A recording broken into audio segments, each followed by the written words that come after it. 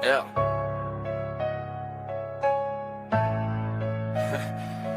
Yeah.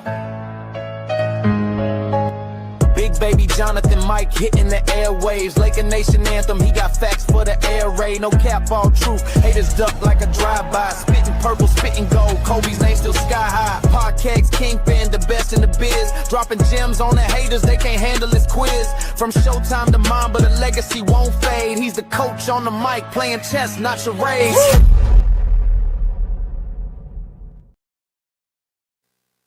What's good, everybody? It's your boy Big Baby here from Big Baby Sports, man. Hit that like button, subscribe to the channel. This is episode 2 of the Insiders, man, with my boy Angry Lakers fan, man. How's it going? Man, it's going good, man. I'm looking at this list. I'm like, damn. Yeah, this list, man. Yeah, I remember a lot of people on this list. As you can see by the title, man, these Lakers players ruined the franchise, worst of all time, man. We're going to get into it, man. But make sure you guys hit that like button, subscribe. Turn on notifications for each and every podcast, picking up shows more. Man. Let's get it, man. So go ahead, Angry. Actually, I'll go first. I got 10. Marcus Huertas, number 10. Worst Laker, man. I like his passing, but I just didn't. He wasn't as promising that he was in his overseas career. When he came to Lakers, he only averaged about 2 or 3 points. I just didn't like how he played. How do you feel about Marcellus Huertas at number 10?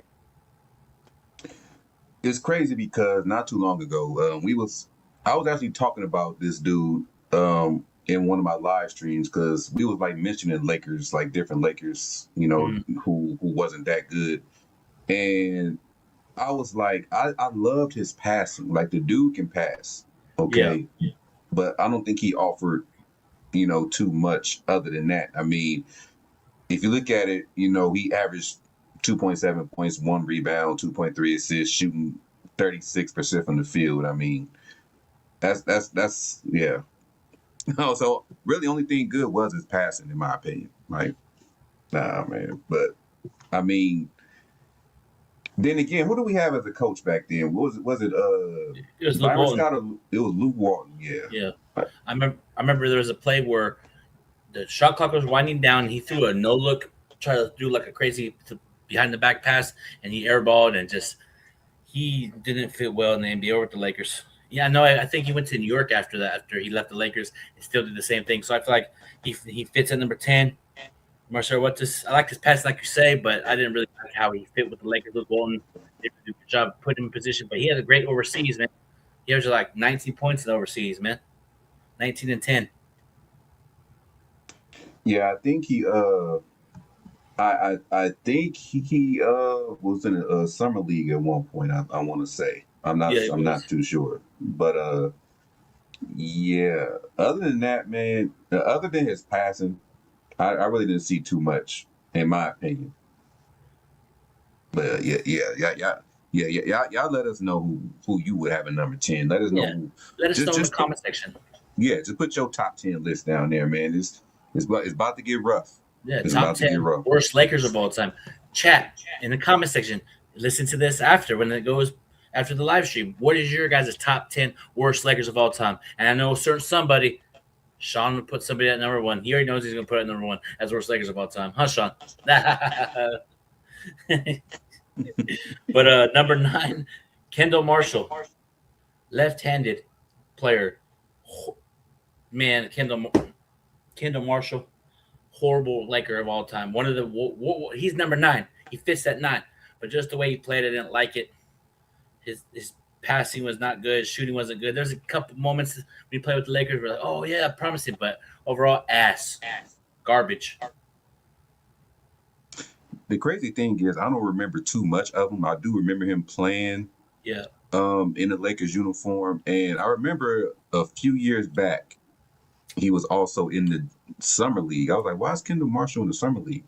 But I didn't even know he was this young, man. He's like in his mid-30s. Like, I didn't even know he was that young. But I mean, he was kind of decent. I mean, he wasn't putting up worldly numbers. He was averaging 8 points, shooting 40% from the field, shooting 40% from 3. He was a horrible free throw shooter, man. 53%.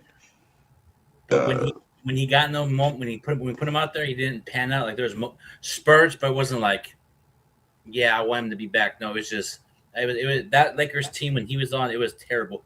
I think that's when we had Chris. Chris came in. I think we had it when we had the injury of Kobe that one year. So it's like, you know what I mean? Yeah, he played for the Lakers in the 2013-2014 season, and he only played 54 games. But before that, he wasn't really doing much as far as playing a lot, because with Milwaukee he played 28 games. With Philadelphia he played 30 games. So it's not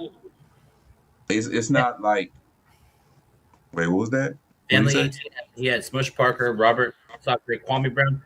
Ooh, controversial. Russell Westbrook, Roy Hibbert, Lou Timothy Mozgov, Marcel Huertas, and Adam Morrison and Ryan Kelly. Ooh, you just had an interesting thing. The crazy family 18. So you have Westbrook as the worst Laker of all time. Damn, That's wild. that's wild. That's a interesting thing. I did have Roy Hibbert on my other list, but yeah, man. And other people that want to chime in too, put your guys' comments down below about worst Lakers. You know what I mean? Be engaged in the conversation. Hit that like button, subscribe. Let's get it going. Let's get it turned up. It's a Friday. Let's get it, man. But yeah, man, it's just crazy, man. Kendall Marshall, he came out of North Carolina. You know what I mean? So it's just like, yeah, Pap the engineer said that's two players we named that you don't even remember. yeah, that's how bad. Yeah. Yeah. So it's a lot of these players y'all not gonna remember, to tell you the truth. Yeah, I remember them because they played horrible with us. I remember Roy Hibbert. Roy Hibbert came to the Lakers. I thought when he came to the Lakers it was gonna be a great fit. He didn't pan out. That was when Julius Randle. That's when we had the young talent. Luol Deng. We picked you and Timothy Mozgov when we got Mass Money. Yeah, you're potentially up there. I'll tell you more on my list. You guys should remember this. It's an old school Laker. Or see this is number 9, Kendall Marshall. Number 8, Chucky Atkins. He was a part of that Pau Gasol trade. When he was here, he was not so good. He got cooked on defense. He had moments where he shot good threes at times, but overall, I didn't like his game. He got traded with Kwame Brown and Chucky Atkins for Pau Gasol. And Marc Gasol got traded. Half the engineer said he remembers Chucky Atkins. I would say that there is 2, maybe 3 quality things I could bring out of Chucky Atkins as his tenure. I mean, he did play and started in all 82 games, so he was rather healthy. I mean, he averaged almost 14 points per game, and he shot 38.7% from 3-point line, which is actually almost pretty high at that time. But the thing where it kind of drops off is his field goal percentage, 42.6%. And he didn't average enough assists as a point guard. 4 point. Now I know around that time we really didn't have nobody to pass it to but Kobe for the most part. But yeah. I mean, when you're playing 35 minutes a game like Chucky Atkins was, you should be up there. Yep, most definitely. And also, too, man, he got us caught. He got us Pau Gasol. Appreciate you beating the package deal in that trade, bro. Thank you. You got Pau Gasol, know the history, and also too, look at this comment, Carlos Boozer. That he asked us what about Carlos Boozer. I might have just changed one of my lists on here. Nah, I think it's other people worse than Carlos Boozer. We about to come up on one right now. Pause. Number 7. Yeah. Robert Sacre, the GOAT of the bench. We're one of the worst Lakers of all time. There's glimpse of him I think he went to Gonzaga, right? I believe. I forgot where he went to. Yeah, I think it was Gonzaga, but if he did, put him in the comment section. I believe it's Gonzaga, but he showed more energy when he was on the bench. When he was out there on the floor, missed dunks, wide open layups. Oh, Kobe throws him a little pass, catches it, missed layup. It's like, come on, bro. He really played, but when he did, he didn't perform at the highest level. And he was in a dunk contest overseas and he missed all of his dunks. but he tried to be an energy guy off the bench, like get the crowd going. That was he was main for when he was with the Lakers. That's what I remember. When he got in the game, he didn't do a play up the par, he didn't turn up. But on the bench, he's like basically like the cheerleader of the bench, and that's kind of not good if you're in the NBA like that. You're at 7 for a reason, Robert Sacre. I fuck with you. You follow me on Twitter and stuff, but I keep it real, bro. I put my bias aside. I keep it, even though you follow me on Twitter, I'm just keeping it honest, big dog.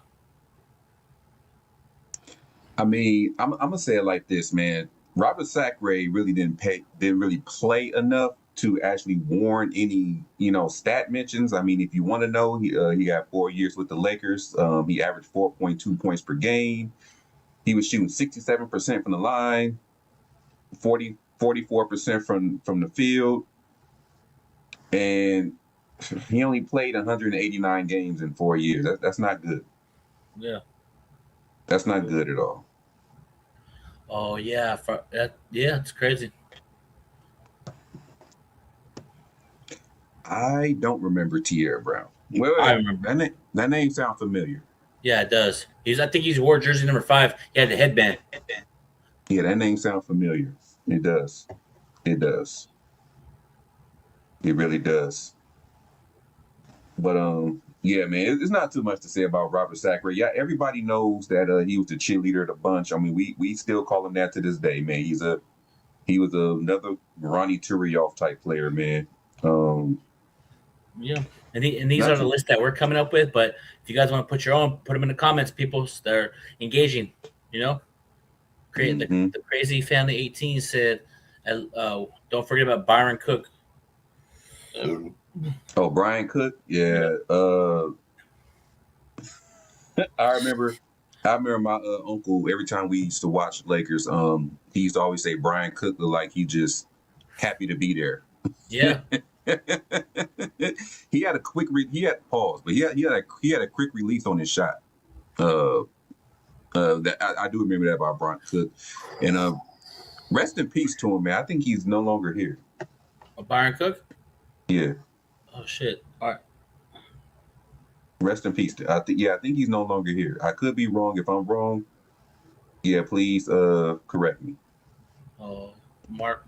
Let me see. Well, stay tuned, Dylan. Appreciate you. Always supporting the channel. I see you. So we're at okay. So number 7 was Robert Sacre. Number 6, Samaki Walker. I'm gonna go ahead and let you chime in on that one. Yeah. Samaki Walker. He played 2 years with the Lakers. He was there for, I want to say, the last year to three-peat, and he got a ring with the Lakers on the last year to three-peat, I believe. It's crazy. I used to have a poster of that Lakers squad, and he was on the poster. And I don't really remember how valuable he was off of first glance, but I do remember him playing. Samaki Walker. He only actually played like 2 years with us. He really couldn't. And it sucks he has to be on this list because, he did have to play alongside Shaq. And, when you in that front court, Shaq is going to get, the lion's share of the ball handling duties. Well, not ball handling, but the lion's share of the plays called. So it's kind of unfortunate that he has to be on this list. But for what he was providing, it wasn't what a power forward should. It should have been more. So people are just joining. Micah, what's going on, man? As you can see by the title, these are the Laker players that ruined the franchise of all time. We're at number 7 right now? No, actually, number 6. So Micah, give us your top 10 worst Lakers of all time. Put them in the comments. So we're trying to get this. We haven't really seen this on the airwaves of the YouTube streams. So we just let's change it up. You feel me? We talk about the greatest Lakers of all time, the greatest era. No one's really talking about one of the top 10 worst Lakers of all time. I haven't seen it, so let's run it. Mm-hmm. Yeah, Samaki Walker. Yeah, he had moments, but I didn't like how he played. I didn't like his energy. Also, I see a comment from Path the Engineer. We can take a break from this for a little bit and address this. what do you think about this Dwight Howard 2013? But that's the thing, though. It was terrible. It was ass. We got to keep it real. Him and Kobe didn't see eye to eye. He left for Houston, but he redeemed himself by coming back, and helping us win a championship. But 2013, I agree, Pat. It was ass. It was terrible. So he's not one of the worst of all time. But that season, in that stint of 2013, yeah, it could be up there. But him as a player of all time on Lakers, no, he's not the worst player of all time on Lakers. That season, yeah, but overall, no.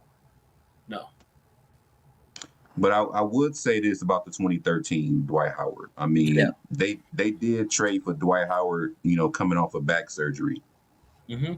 So I don't know if, how much of that equate to him, coming off of back surgery and not ring rust, but, being rusty on the court.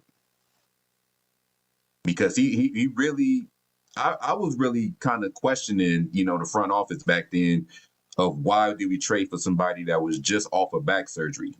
That's, especially knowing that a big part of his game was his athleticism, his defense, and you're gonna need him like 100%. Like a back surgery on a center, it's like, nah, man, you can't trade for that. That comes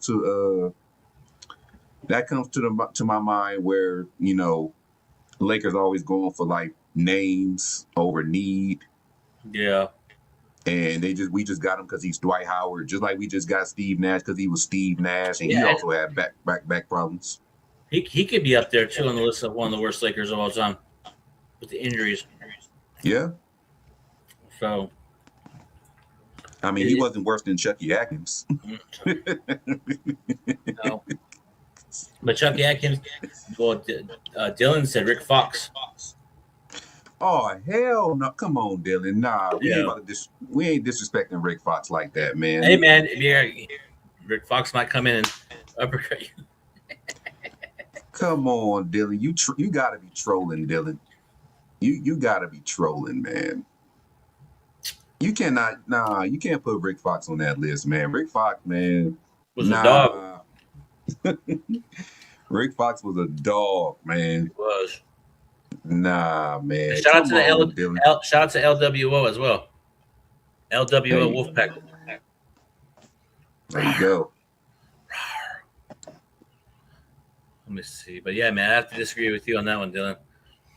Dwight wanted to play in the post, but Coach Mike D'Antoni ran a run. Yeah, and that's what caused us to mess up. And also Dwight was not there as far as his like locked in mode. You feel me? So I guess when he came here, he was asking about, where are the directors at for a movie? And even Kobe said that it wasn't going to work when he got here.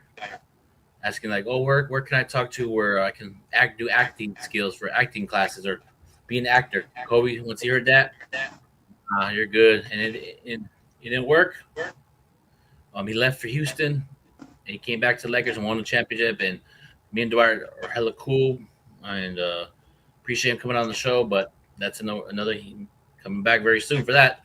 Overall, just in general, man, that season 2013 was worst Lakers season that I've been experienced of. We had an opportunity to win a championship. We had Dwight Howard, Steve Nash, Kobe. Wasn't it Ron? No, Antoine Jameson. The list goes on, and we still didn't do shit. Kobe, that was the year Kobe led us to the playoffs, and that's when Kobe Bryant followed me that same year on Twitter when he specifically said, "Give us a valid reason why Lakers should beat the San Antonio Spurs." I'm following people. I said, give the ball to Pau Gasol, go to work, rotate, cut, do a lot of movement with Pau, go through the office through Pau.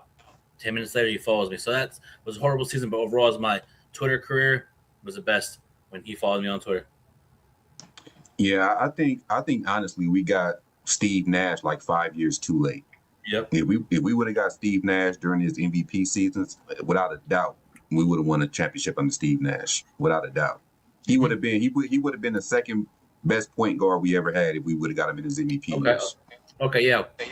D. Blake, Kobe, Earl Clark, Chris Dunn, Devin. Oh yeah, and Jordan Hill, Dwight. Yep.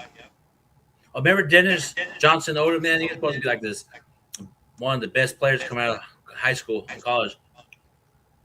I remember him. I was always thinking it was him and Lamar Odom related. I remember him. That's what I thought too, man. But yeah, man, to each his own. Like that team. If you look at it now in this era, we would get smoked off the floor. Man, that team right there wouldn't even be the summer league team this year. What about prime Kobe, prime Dwight Howard, and healthy Dwight Howard? Like I said, if Dwight Howard didn't need back surgery, and we got Steve Nash like 5 years earlier, we would have won a championship. Oh yeah. What about Chris Paul? Is he a worst Laker of all time? He's not actually a worst. He's only a Laker for 2 hours, so he doesn't count. Crazy enough, I mean, if you look at it that way, technically he was a Laker for a certain amount of like a blink of an eye. He was back to New Orleans, but Well, yeah, man. So, but I like the conversation where it's going. Keep putting your list in, and you know what I mean. It's not. No one's gonna get offended if you put somebody up there. We already know people are gonna. You know what I mean. It is. Oh, shut the Jay Plays days. No, Nash should have never been a Laker. Nash. TRY wouldn't work. TRY needs a TRY. Who is that?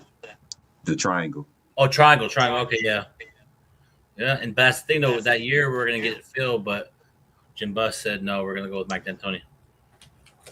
So, but who knows, man? If everything happens for a reason. So, the fact that in general Dwight left, went to Houston, came back to Lakers, and won the championship. That year, 2013 was ass, but him coming back and getting us a ring, it is cool. He's been here 3 times already. I feel like 2013. Yeah, been here 3 years on the Lakers 3 times already. Yeah, he had 3 stints with us. Thanks to this guy right here for encouraging him to come back the 3rd time. We actually could have used him this past season. I mean, I still think he could have did some damage. You know, he would have did more than Maxi Kleber. Yeah. JY said, "Oh, Yoda, what's going on, JY Yoda?" The bus kid. Yeah, man, it's crazy. But now, the Mark Walter era has begun.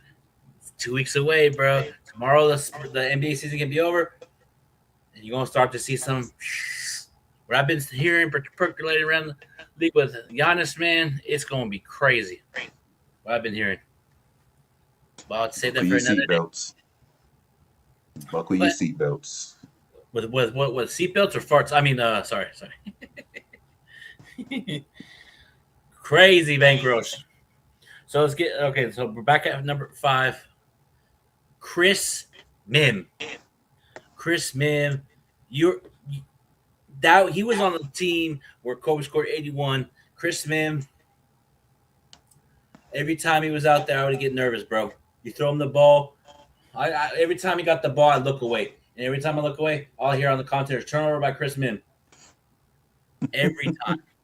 There was moments where he had some high energy plays, but overall, nah, I'm good. I mean, for the time period, I would say Chris Mim was kind of solid for that time period. He wouldn't last in this day and age. Shout out to the Crazy family. Yep, that's in discussions right now. Thank you for a great video idea. Thank you. Yeah, Chris Mim, he was solid. I'm not gonna lie. He was solid. Was he the greatest thing that the Lakers could have got? No, but he was solid for what we could have got. I would say could have been worse. Let me see here. He said, "Oh my God, Mim." Yeah, man, that's crazy, man. It's crazy. But I have a shocking one I changed on my list. Mm-hmm. Hold on. What about Sung Yu?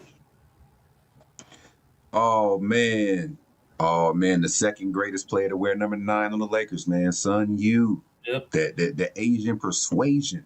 Well, I just did like a bonus because we did our top 10 I'm gonna throw in 11 for me. Sung Yu, man. Everybody's praising him. Oh, the next Jeremy Lin, the next this great player. We gave up Mark Gasol for Pau Gasol, but we originally were going to give up Sung Yu, but Lakers said, nah, we're going to keep him. He has big potential. He didn't pen up for shit. When he was out there, he looked scared. He looked timid. So Sung Yu, nah. I mean, he did win a. What did he win? Like a couple of rings with us. One ring. He's a champion. I would say that. But he was like a garbage minute type player. Like he barely played. Like I barely seen him on the court. So it's not really too much to remember about Sun Yu unless you look at that iconic photo where Kobe and Powell is it's like a group photo where everybody's looking up. You can see Sun Yu on that picture. Everybody's seen that iconic photo. But yeah, I don't remember too much about Sun Yu ever playing like that. I mean, I always seen him on the bench. Actually, you know what? I do remember him. This is just trolling. In GTA. I just seen him in Rush Hour 3. Oh, that's racist. How is it racist? You said you just seen him in Rush Hour 3. Yeah, Jackie Chan, man. They gonna cancel you, man. That's all good. They gonna cancel you, man. EQ is about to cancel you, man. Shout out to Sun Yu, man. Shout out to Sun Yu. Hey, put in the chat, man. Who's the better number 9, man? Sun Yu or Bronny James? Who's the better number 9 on the Lakers? On who? On the Lakers, who was the better number 9? We ain't gonna mention Nick Van Exel. That we gonna mention Sun Yu and Bronny James. Who was the better number 9? Ooh. What about? Oh, that's. I'm not gonna lie. I'll probably take Bronny. I would too. I ain't gonna lie. I'm gonna be real. Yeah, 2026, Big Baby canceled. Yeah, if you see his channel deleted, they canceled him, man. Man, we're all just joking around, man. You, me, everybody. That's a good answer. But Anna Morrison got a ring, but stay tuned for that. Hey, I got a ring too.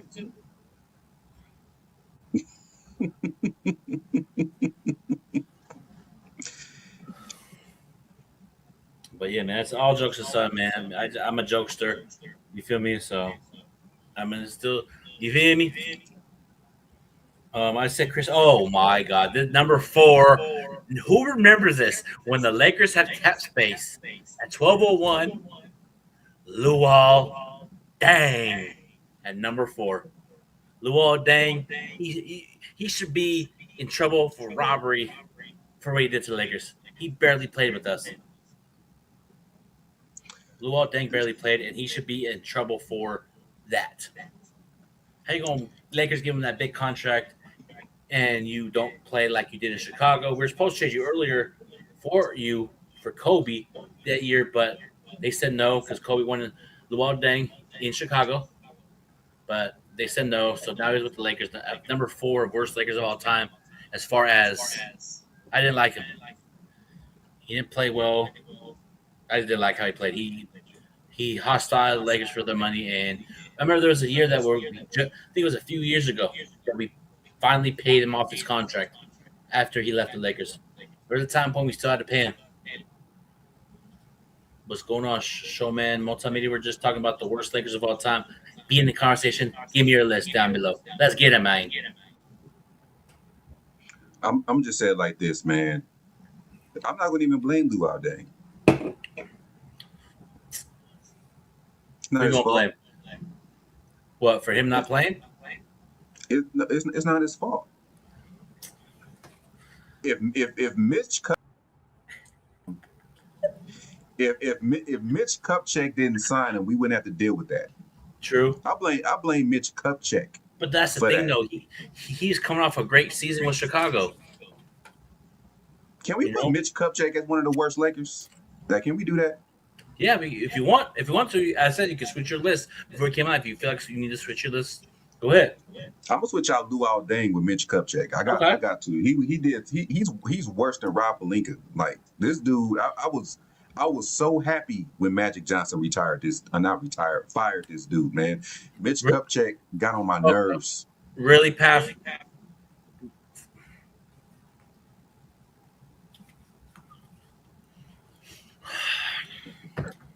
All right, chat. Have a good night. Now, if that happens, Path, you gotta add Rob Pelinka to that. You can't add Austin Reed. But speaking of that, after we get done with this list, we're gonna dissect into that. We're gonna talk about that. After we get done with this list, we're gonna talk about what's been circulating around the league, man. What I've been seeing today. Oh, let me see. He asked me, big baby, you gonna do? Yeah, man. I'm in the works of gonna start doing that. Come up with some ideas with former content, and I did apply for Streamer University class in that, and potentially going to go do an application in person with class in that. In the works, I'm trying to get things situated with that. But if I'm available, I'll go do it. But yeah, man. So you pick Mitch Kupchak, I pick Luol Deng, and you might as well just put Mitch Kupchak at number 3 too. Timofey Mozgov. Might as well put Mitch Kupchak at 3 too. I'm blaming LeBron James for that. No, we didn't. He wasn't there yet. No, I'm blaming LeBron James for that. Elaborate. Because LeBron James made him look good in Cleveland.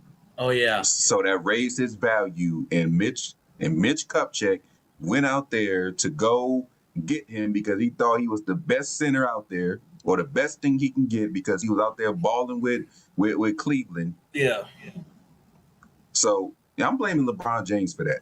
I already got Mitch Kupchak on my list, so I'm blaming LeBron James for that.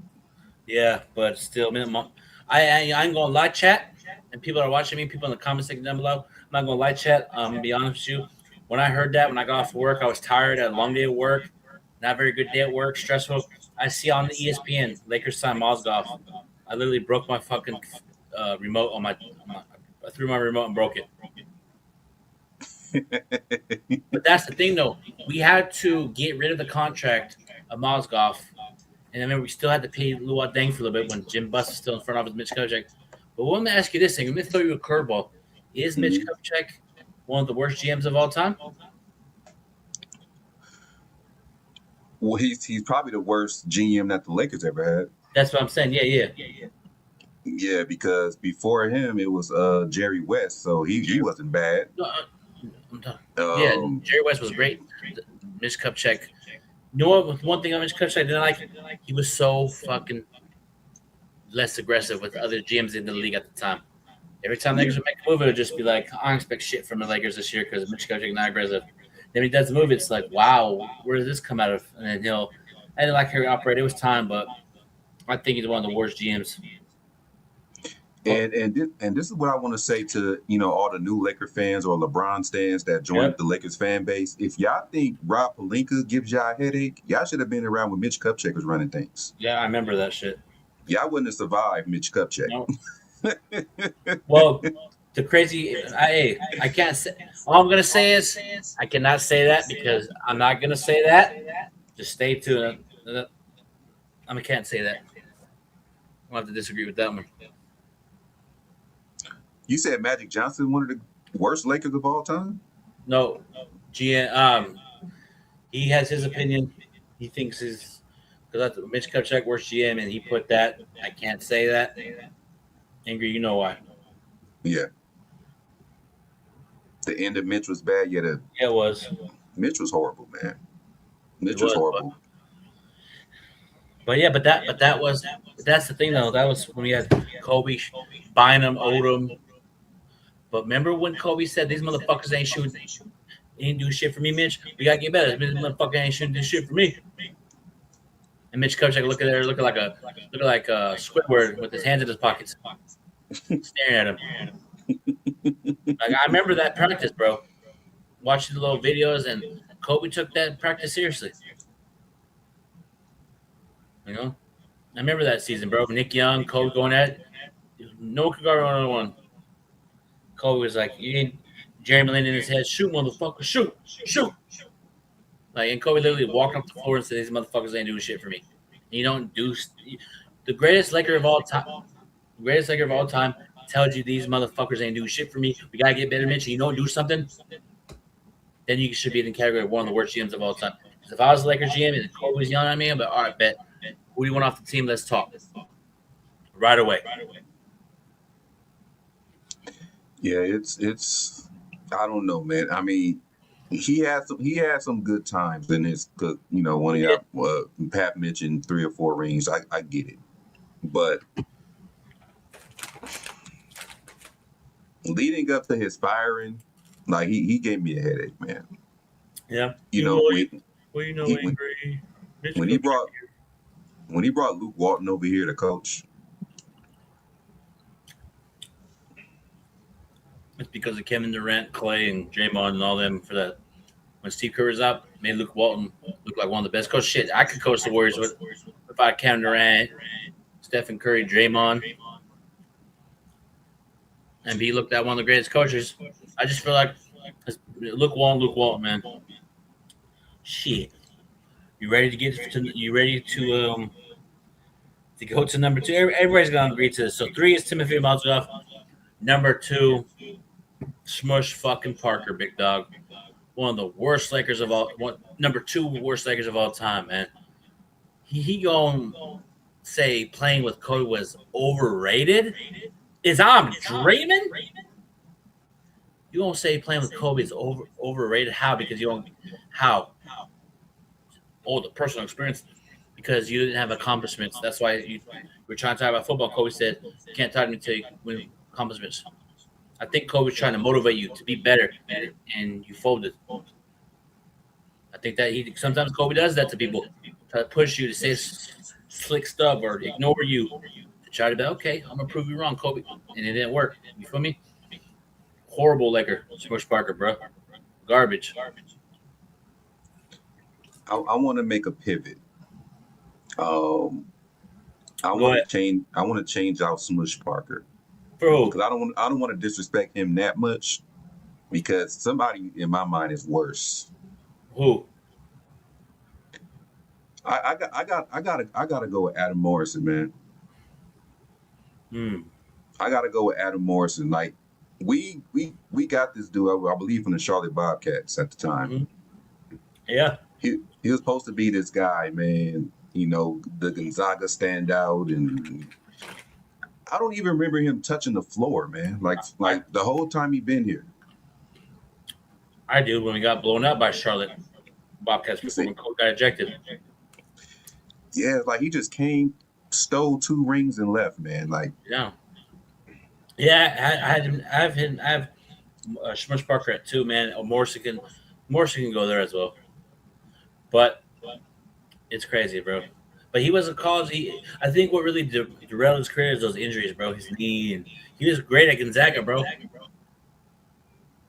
He was on the cover of the college basketball game. Yeah, I remember that. Mm-hmm. Yeah, shout out to this low calorie limited, man.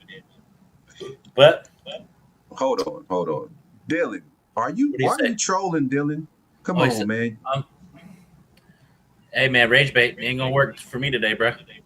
Yeah, dealing with the rage bait tonight, man. He said Rick Fox at first. Now he's saying Jordan Farmar. Come on, man. Jordan Farmar was a baller, man. Hey, put your sound. Let me see if you can put your soundboard up, man, with the. Bah, bah, bah, bah. I can't. Okay, I bet. And as number one. Wait a minute. Are you sure? Are you sure you want the smoke? Yeah, I want the smoke. Want the smoke? He got us. Who? I'm not gonna say what Sean's gonna say. We already know what Sean's gonna say. No, I'm talking. I know you. I know that. I'm talking about the actual number 1. Are you sure you want the smoke? What? Why? If people can guess who number 1 is, put it in the comments. Kwame Brown, number 1, worst Laker of all time. Kwame Brown. He has small hands. He can't dunk. Kwame Brown is gone. The City of Angels should be celebrating. won a parade already. You win the championship or not? He has small feet, can't move, can't play. Worst Laker, one of the worst Lakers of all time. One of the worst Lakers of all time, bro. Horrible Laker of all time, bro. Garbage. Kobe didn't like playing with him, bro. Horrible Laker, bro. It's just coming out of high school. He's a talented player, but when he went to Washington, he balled out. But when he came to the Lakers, he sucked. But guess what, Kwame? You got us, Pau Gasol. I appreciate you for that. But overall, horrible Laker of all time. When I watched him play, I get nervous. When we were crunch time, you throw him the ball, his post move was back down, spin, turnover. I know what motherfuckers are going to say. At least he was in the NBA. At least he was in the NBA. Go ahead, Angry. It's just how we feel, bro. Oh, this might be a new person. He said, go ahead, Angry. Wow, you got. He might make a video about me, huh? If I'm going to give my opinion, I'm going to need to be heard with what I'm about to say. Go ahead. First off, Kwame Brown is a good man. Kwame Brown is very entertaining. I subscribe to Kwame Brown. Everything you said in your live streams towards Stephen A. Smith, towards the not Up in Smoke, the podcast with Matt Barnes and Steve, everything you was saying about everybody that was bringing you down, Gilbert Arenas, they deserve it. I just want to put that out there, okay? This is not about you as a man. It's not about you as a person. As a Laker. I say that to say this. It's quite funny because, Big Baby, not too long ago, I was watching a video, like highlight videos of Kwame Brown. And it was one game where it almost looked like a blooper reel. It was a game where he ended up getting booed by the crowd after a while. It's the truth. It's the truth. I mean, it hurts to agree with Big Baby on this because when Kwame Brown is a great man. I'm not. Yeah, he's a great dude. He's hella entertaining. Yeah. He's chilling. Keeps it real. But as an NBA player, as a Laker, what I feel, my opinion, people's opinions, worst Laker of all time. So it's like you shouldn't get offended. You feel me? Yeah, I mean, the proof is in the pudding. Yeah. The proof is in the pudding. You feel me? If he gets offended, it is what it is. You feel me? But if anybody want to be fair, want to be fair, I can probably name somebody worse. That's Kwame? Than Kwame. Go ahead. I'm gonna see.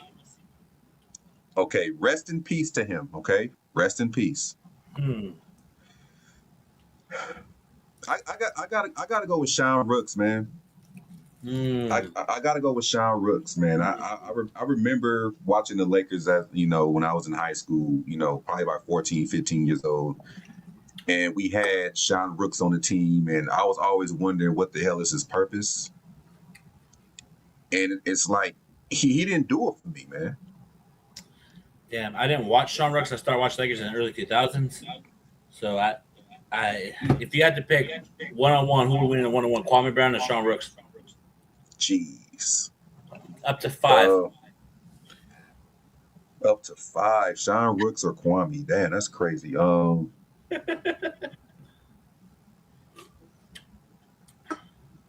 he doesn't. Jamal said he must be bad because shout out to Jamal, bro. Appreciate you. Yeah, if you was watching basketball within the mid to late 90s, you'll know who Sean Rooks is. Sean Rooks was, he wasn't that. I think he was I want to say he was the backup of Elden Campbell. In a one-on-one up to 5, I would probably, you know what? I ain't gonna lie, man. I probably have to take Kwame Brown on that. And if a one-on-one up to 5, I mean, Shit, that shit might last 3 hours. Yeah. It's not gonna be must watch. You know, it I ain't gonna be nothing. never saw the dude that you're talking about. I never saw his highlights but if you say he's up there, then we gonna ride with it. Pause.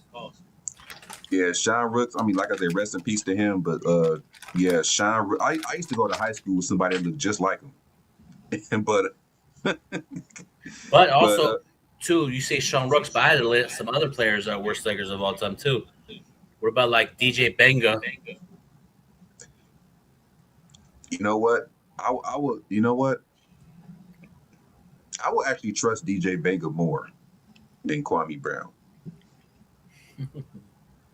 On this Laker team, if you had Kwame Brown with this Laker starting lineup for DJ Benga. On the Lakers. Not bashing Kwame, not bash. Kwame's a good dude, okay? Yeah, Kwame is great. He's entertaining. But if he makes a video about Big Baby Sports, fuck it. This is just about being in the Lakers uniform. That's it. But yeah, man, it's Ooh, there's another one. We're gonna do some bonus ones and tell me if you think these. Derek Character. Oh my God.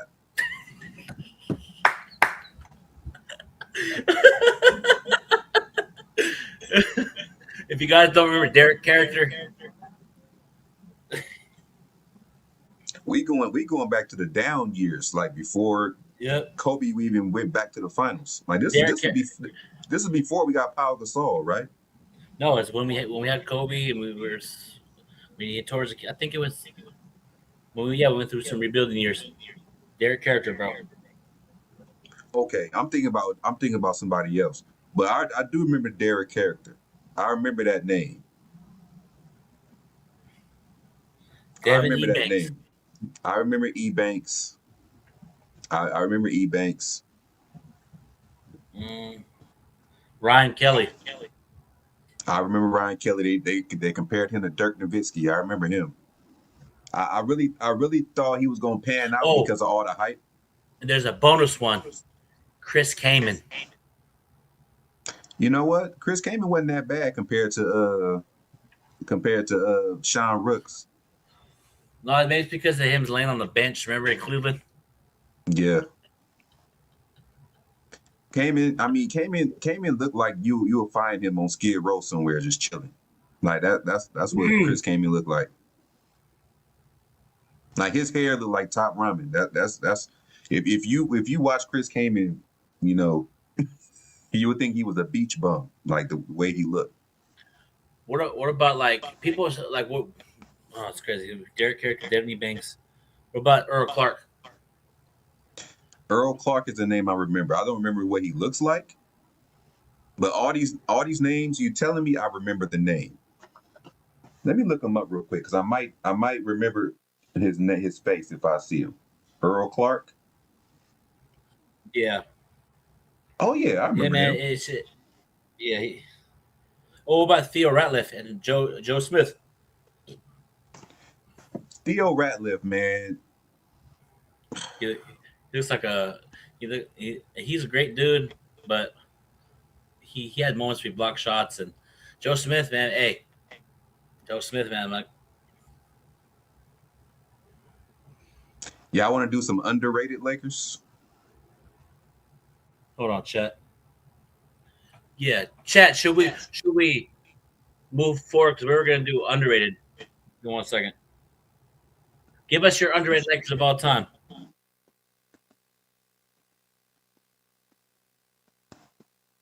Because it's people that I want to name, whether it's honorable mention. Oh yeah, let's go into the underrated Lakers of all time. I'm gonna start at number 10. Tell me if you think. This is gonna be an easy one for me. Eddie Jones.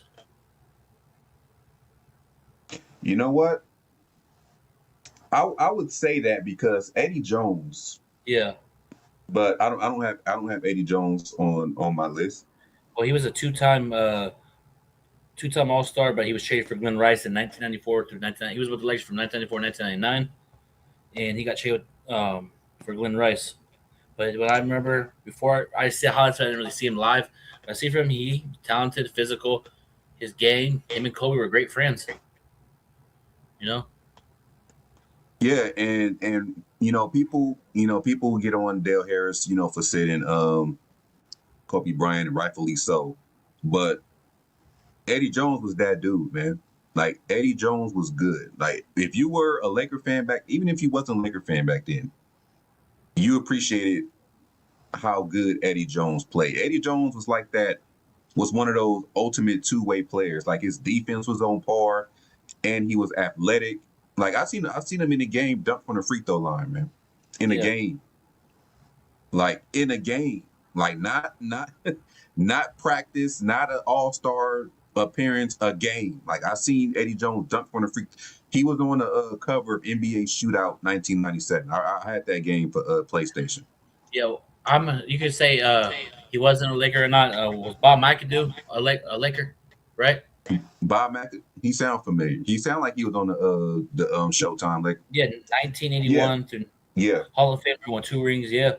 So Bob McAdoo is at number 9 for me. I'm going off this list. I've been, Hall of Famer who won 2 rings as a veteran, contributor off the bench, scoring, rebounding, pushes for Showtime. Yeah, he was up there.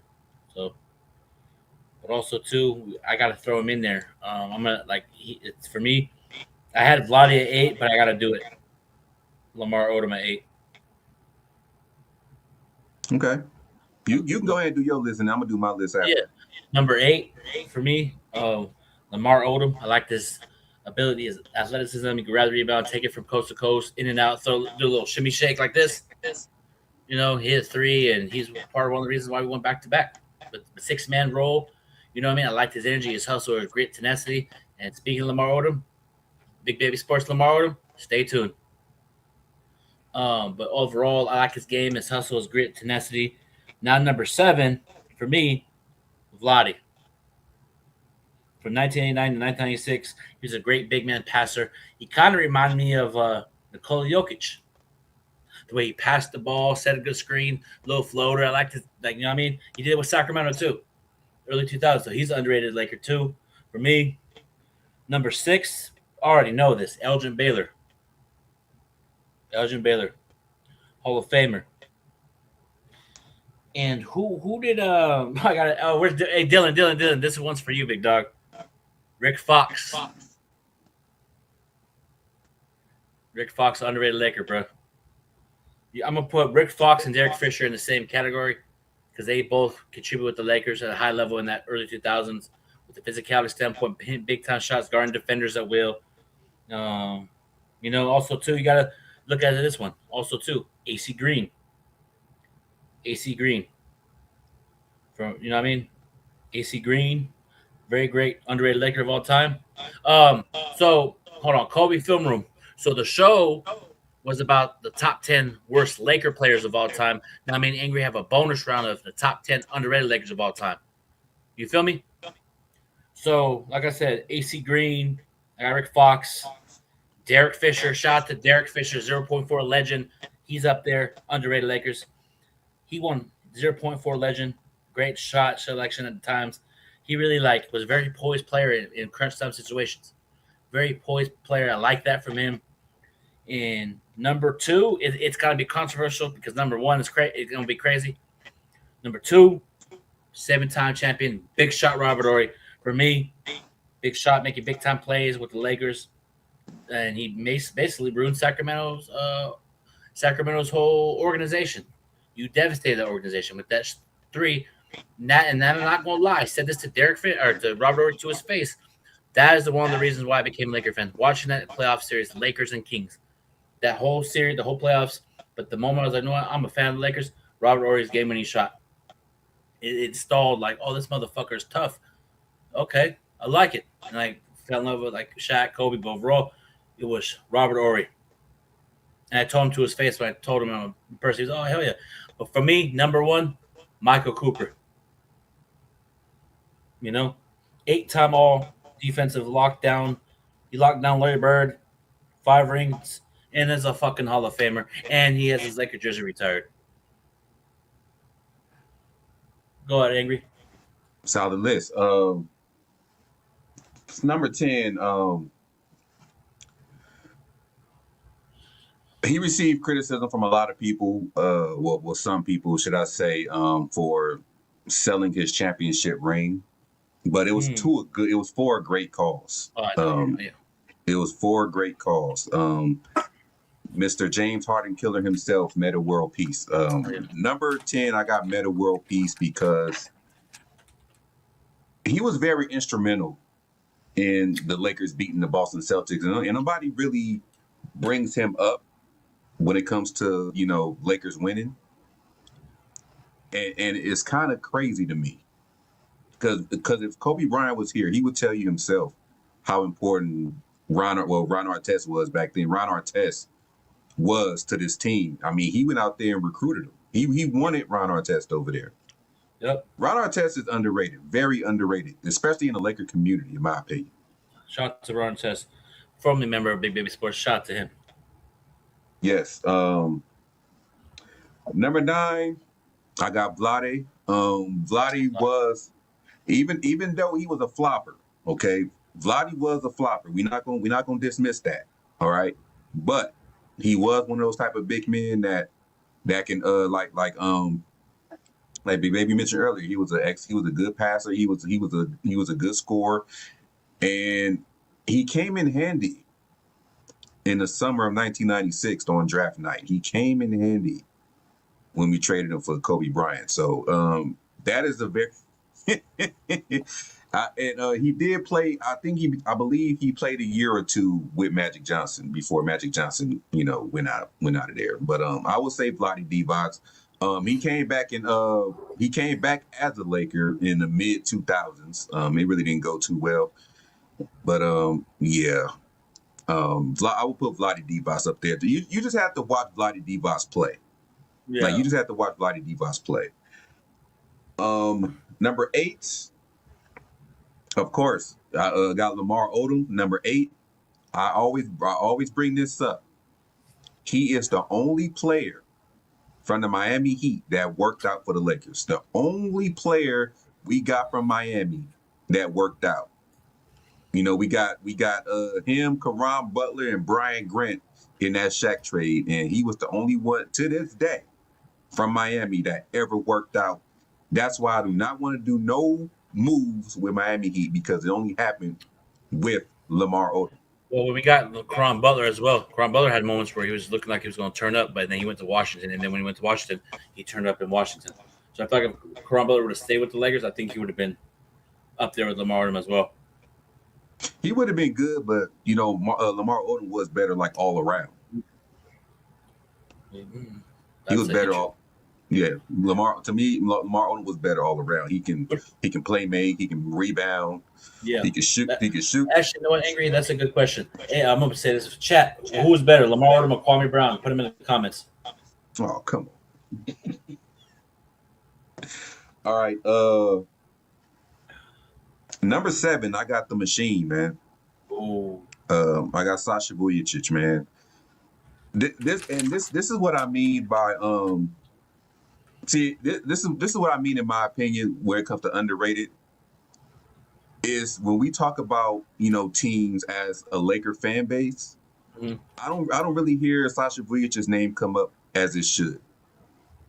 I really don't understand how, unless you was born 5 years ago, I don't understand how you could mention Lakers, role players, great role players, especially on championship teams, and not bring up Sasha Vujacic as probably the first guy as far as role players. The player, I mean, I'm sure you could say Lamar Odom, probably one of the greatest role players in Laker history, if you want to count Lamar Odom as a role player. But you got to bring up Sasha Vujacic, man. The dude was fearless. The dude played defense. He could shoot. Like, come on. Right? I mean, it's self-explanatory. You have to be there. You have to be there to see what Sasha Vujacic did. Like, the dude. The dude was great for what he was put out there to do. And also, too, he hated Boston, and he hit the biggest shot in Lakers. Well, and when it comes to free throws, yeah, right here. I was just about to say that. Yep. He showed no like scaredness. He fouled, shot 2 free throws, and he hated Boston. He still hates Boston to the day. He said, "No green. Don't wear green around me." Exactly. And as all Lakers should feel. He should always feel that way. He should always feel that way. Yeah. Number 6. I got Big Shot Bob himself. Look, man. He's somebody that you don't hear too much of either in the Lakers spaces. As far as, you know, when we go back on these championship runs and, you know, everybody brings up Kobe and Shaq, rightfully so. But if you was there like I was watching these games, and I brought it up numerous times, I watched Robert Horry save the Lakers numerous times when it comes to making a clutch shot or anything like that. He saved us a plethora of times. Him and Derek Fisher hitting clutch shots. Okay? Yep. Like Robert Horry earned, and I say this all the time, man. Robert Horry earned all 7 of his rings.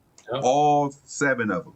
He earned them. He wasn't just there collecting them on the bench like Infinity Stones. No, he was out. He was out there doing what he was out there to do. He was a you could call him an underrated defender, and he was a guy that can hit them clutch shots.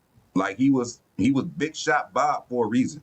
The dude, I would take Robert Horry in the final seconds over a lot of people to hit a shot for me. Like I would. Yeah. Yeah, like that's like not an argument because Horry's like, if you like in this, let's say in that Knicks, like for example, if you put Horry on the Knicks team, they would double team Brunson and Horry would be wide for 3. He's that lethal. 3 teams to I agree, 100%. 3 teams, 7 rings is crazy, and his shout out to Robert Horry, man, friendly member of Big Baby Sports, man, great dude in person. When I talked to him, that looked cool. But when he needed to turn up in his big moments, he wasn't scared of the moment. Horry was never scared of the moment, man. You know, and he's been like Lottie said, it was a lucky shot. Man, you messed with the paper, son. Hey, what's even crazier, Path, is that those 7 rings came 7-0. Like he hasn't lost. He never lost the final series. Yeah, I remember I was just watching a game today with Detroit San Antonio when Ginobili threw him the ball. It was tied up. Robert hit the game-winning shot against Detroit. You know, and I was like, damn, Robert. And I was like, I was happy that Robert got a ring, man. You know what I mean? I jump and before I move down my list, man. I remember watching that game you were just talking about against the Kings. I was watching it. I was sitting on my bed, and as soon as that shot went in, I jumped up off my bed, and I screamed so loud because I thought the game was about to be over because the Kings were that good that year. They were, and it was just a lucky tap out by Vlade out there to Robert Horry's vicinity, and he went out there and hit that shot. That's what I'm saying. Yeah. Like. That's what I'm saying. I would take Robert Horry over anybody in a clutch situation. Like damn near anybody to hit the last. If you tell me that you giving me Robert Horry to hit the last shot for a championship ring, I would not be. Okay. I gotta rebuttal that. What up? Down 1. I'm gonna be 3 players: Michael Jordan, Kobe, or Robert Horry. Game-winning shot. I'll take Robert Horry. You know why? Because nobody's expecting to guard him. He's going to be open. It's going to be an easier shot for Robert Horry because everybody's going to be trying to stop Jordan and Kobe, but Robert Horry's going to be out there as a decoy, and he's going to get that shot off. Nobody going to be double teaming Robert Horry. Nobody going to even worry about Robert Horry like that. That's why he was so deadly. Because nobody was worried about him, but you had to worry about him, if you know what I mean. Like, because Robert Horry, man, I'm telling you, you had to be there. Y'all had to be there. Laker fans, y'all had to be there. Jay Play Day says Horry was never scared of any moment. LeBron goes to Wade, Allen, Kyrie, AD, Luka, etc. when it matters most. Yeah. Yeah. You know, even though Robert Ory didn't like score, like even though how much I believe how much averaged 18 on his career, right? Ory, I don't know. I can do a quick check though. check real quick because Ory hit big shots. He made Tommy shots, and he could score not just from three. He was good at slashing the lane and get to the basket, and he played defense when he needed to. So we got his career points per game is 7. 7. Okay, 7 points, and Mhm. 7 points, cut shots. Like he's in the Hall of Fame. He should. Yeah, I think he's in the Hall of Fame, huh? Yeah, He should be if he's not. he should have a jersey retired out there, bro. Yes, he did. DeAndre Ayton should not be wearing number 5. Nobody should be wearing number 5. Oh, also too, Kobe Fulham, D-Fish too. D-Fish could, you know what I mean? D-Fish is clutch too. Like it's pick your poison. That's why the Lakers were so great because you can throw it to D-Fish in the current situation. Even Ory too. If you double team Shaq, big shot Bob, D-Fish. But I'm gonna get to that though. I'm gonna get to that. Yeah, I'm gonna keep that up for Kobe Fulham. Yeah, I'm gonna get to that. Number 5, a lot of y'all knew him as a coach. But Byron Scott, man. Shout out to him, friendly friend of the show, man. Yes, Byron Scott was very instrumental when it came to the Showtime Lakers, man. It was one I forgot what year. It was one championship season where he averaged 21 points per game. Like if you go up to Magic and you ask Magic Johnson, the floor general, the leader of that Showtime Lakers, if you ask Magic Johnson how important Byron Scott was to those runs, he would still be talking to this day.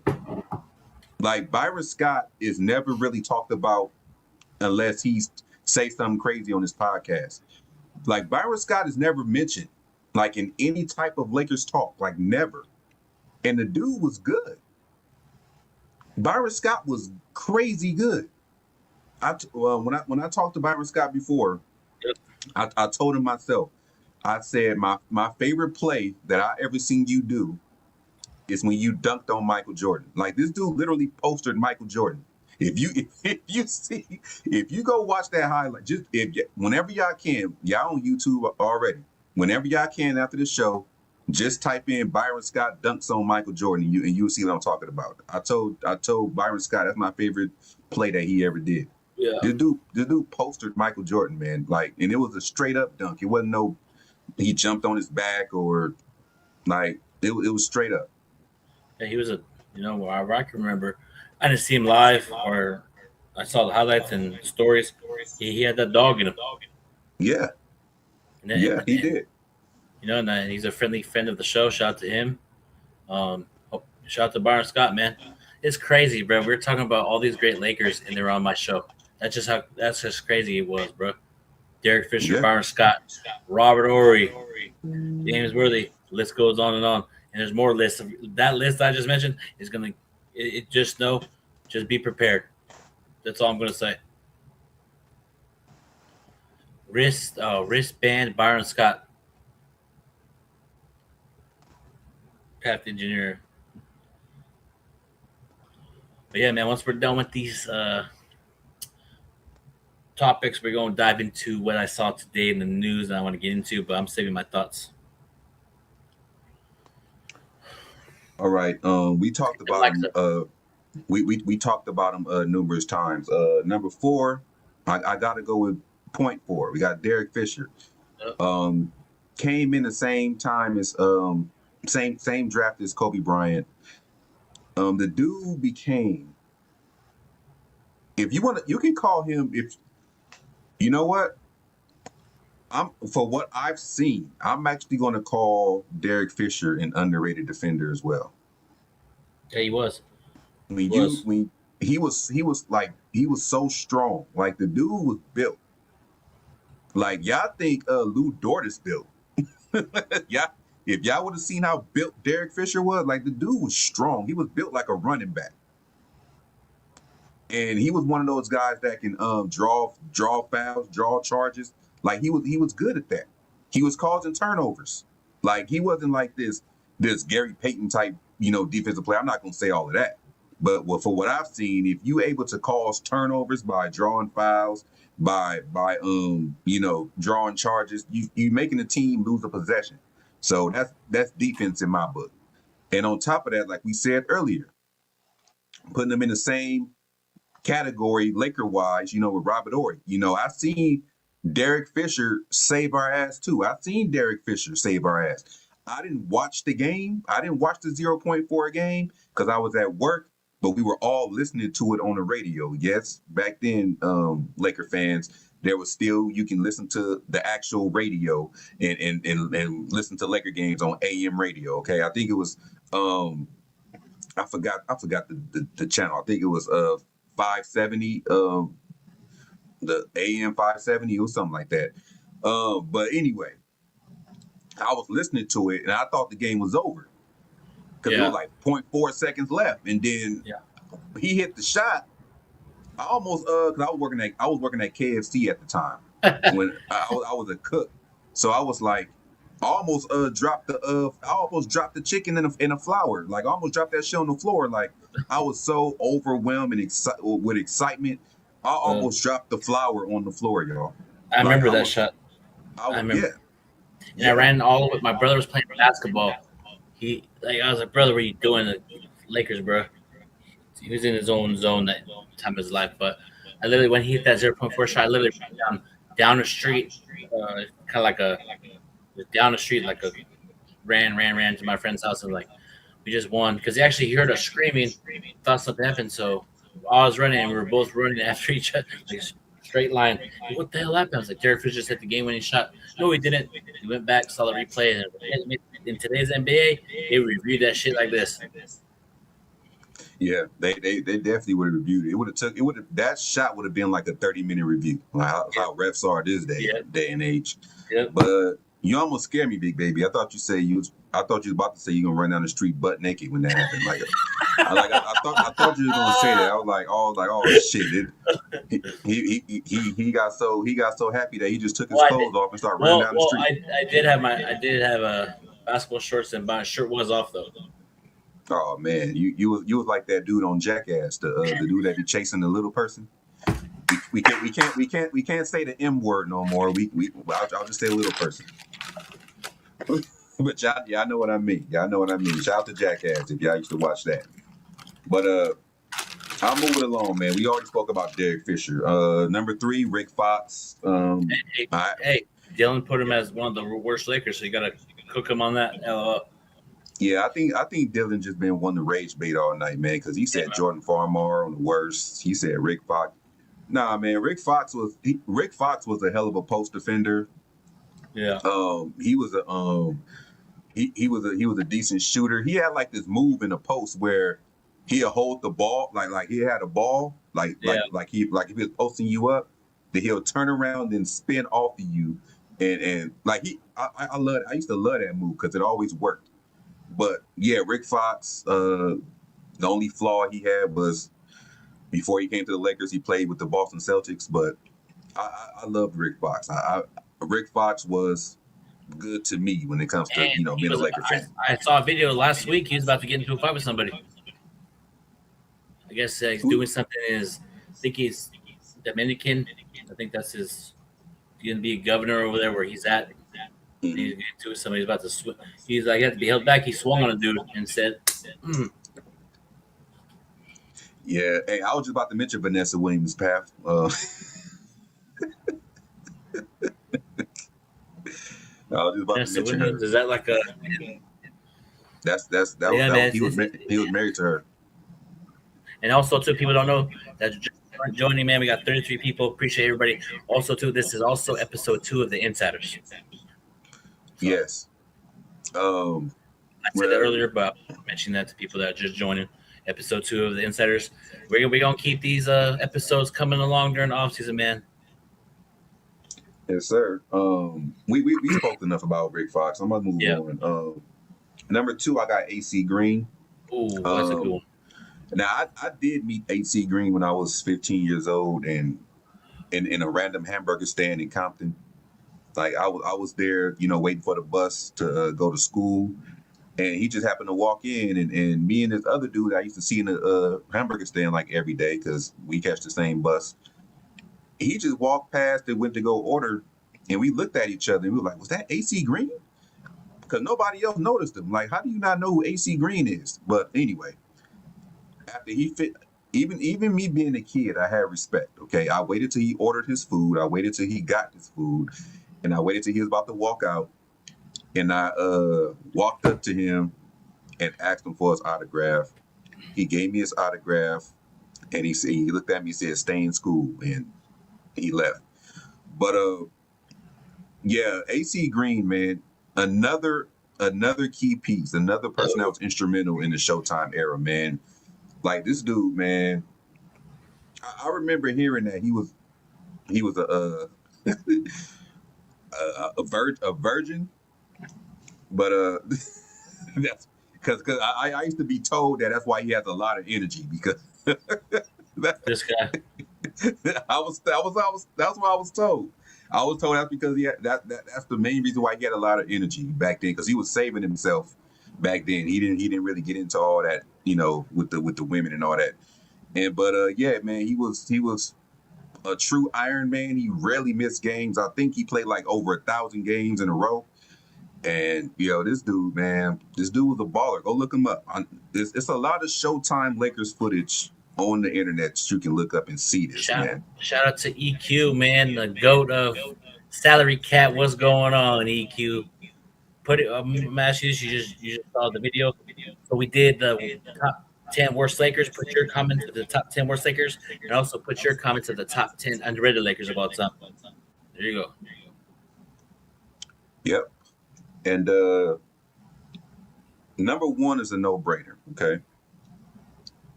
He is never mentioned. And shout out to him because he coached my Los Angeles Sparks at one point. Oh. So shout out to him. We have none other than Michael Cooper.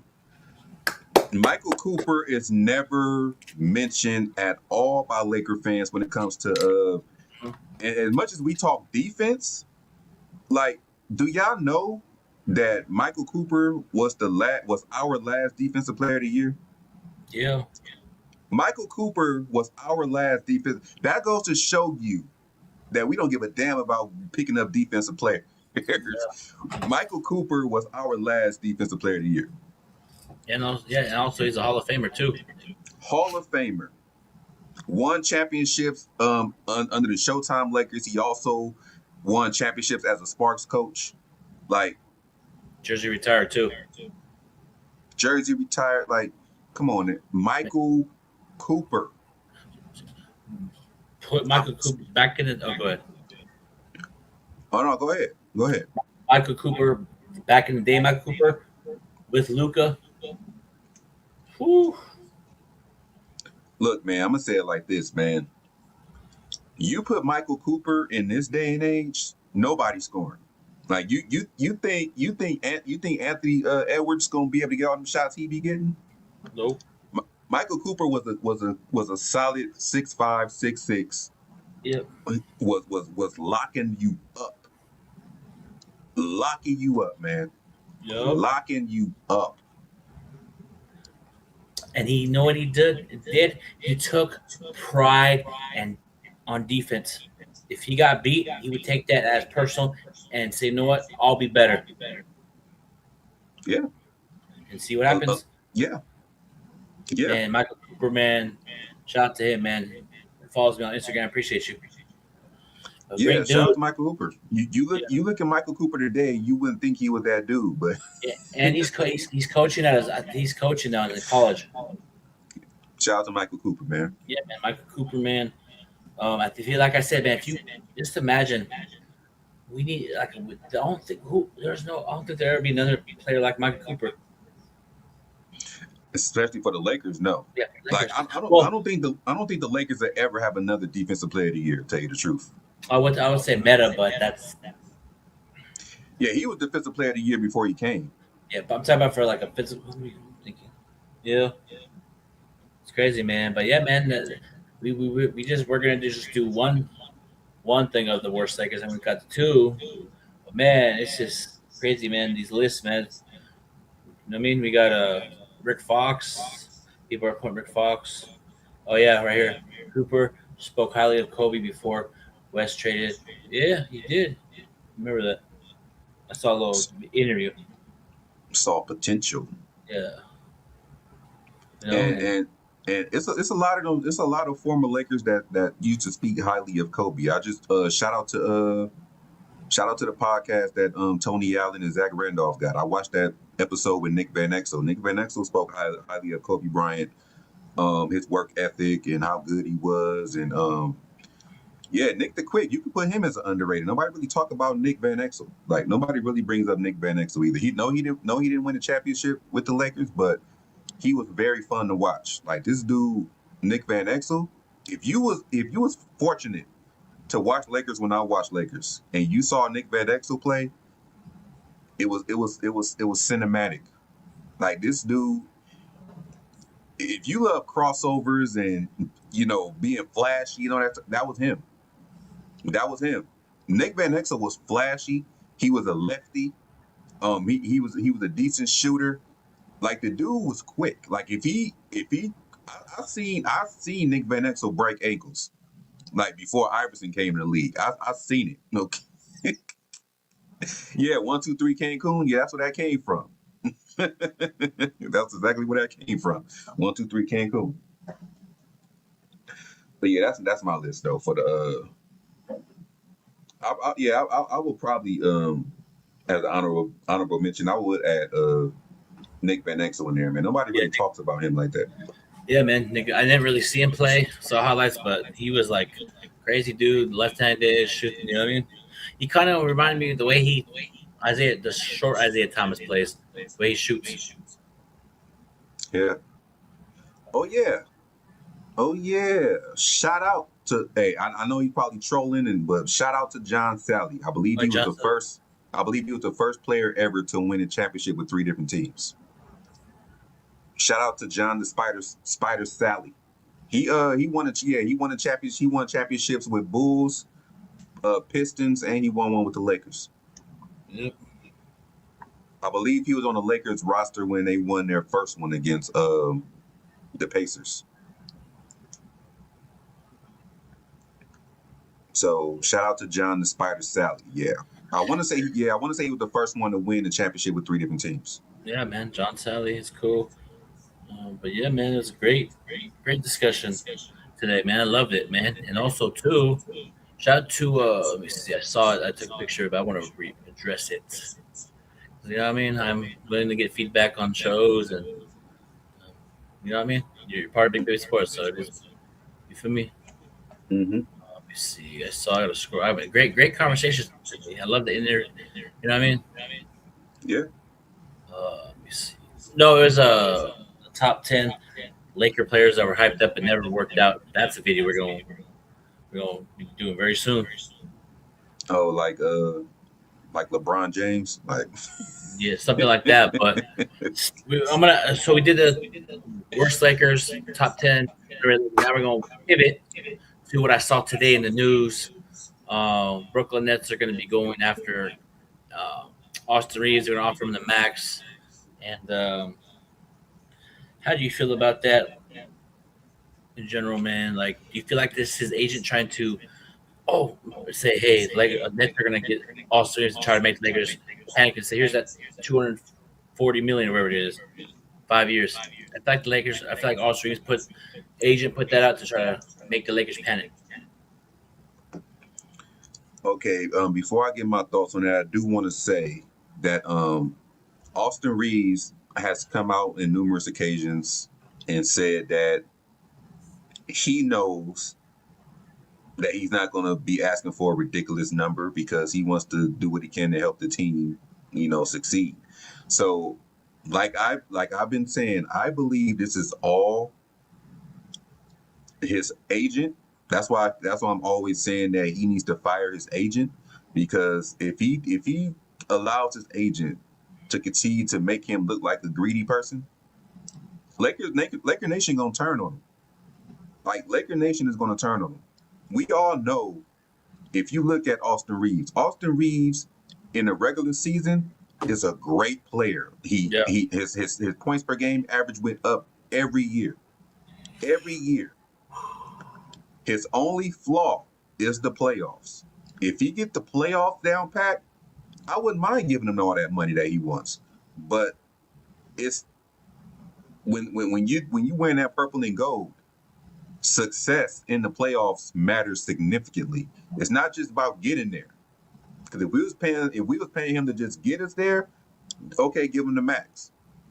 But if you're making that money, you're playing like you want to be 1B next to Luka Doncic. So you telling me with that money, you're going to be able to take over a game and beat a team when Luka's off or when Luka's not playing, which we know I don't think that's going to happen. But I say that to say this about the Brooklyn Nets. They can offer whatever they want to offer. I don't think Austin Reeves is going to go over there. Austin Reeves has been making it perfectly clear since draft night that he wants to play for the Los Angeles Lakers. He still says that to this day.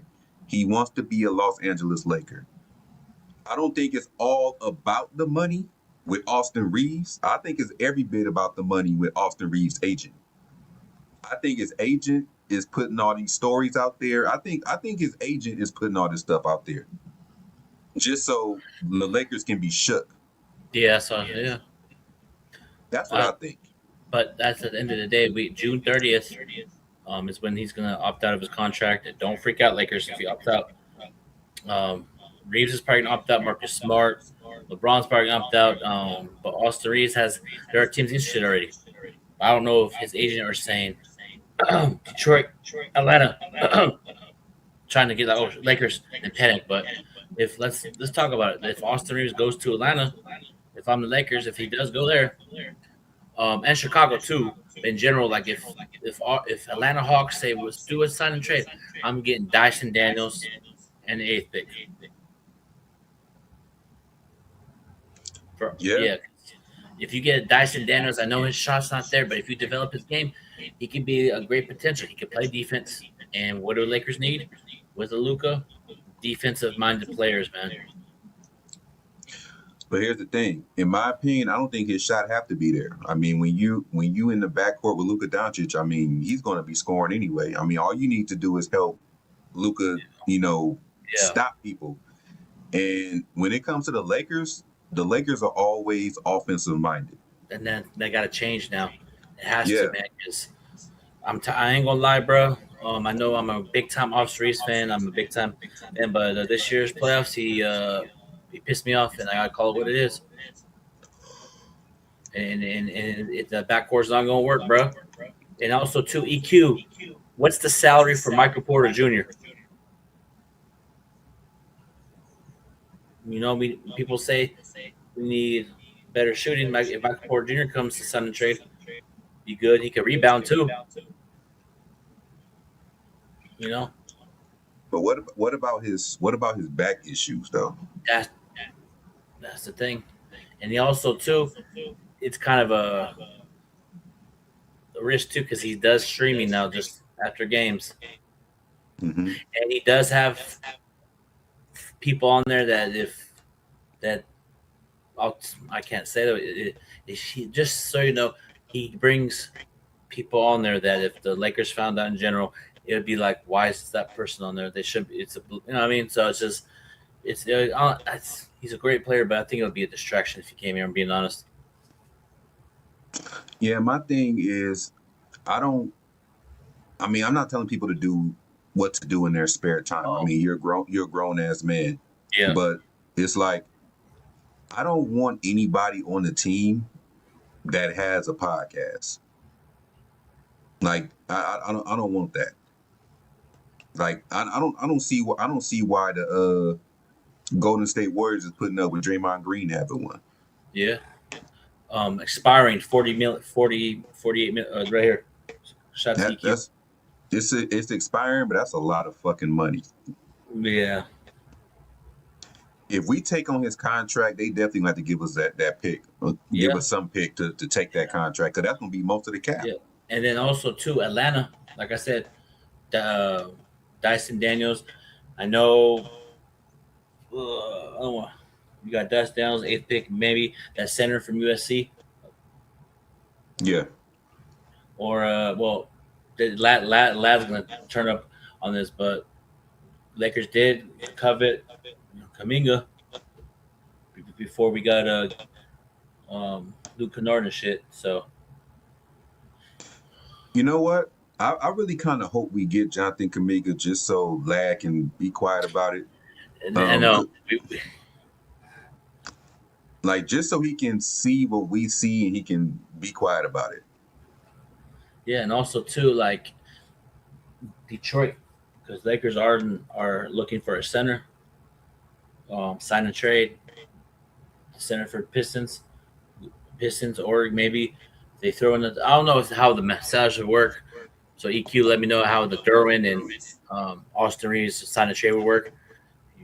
They need another ball handler over there in Detroit. But see, this is my thing, man.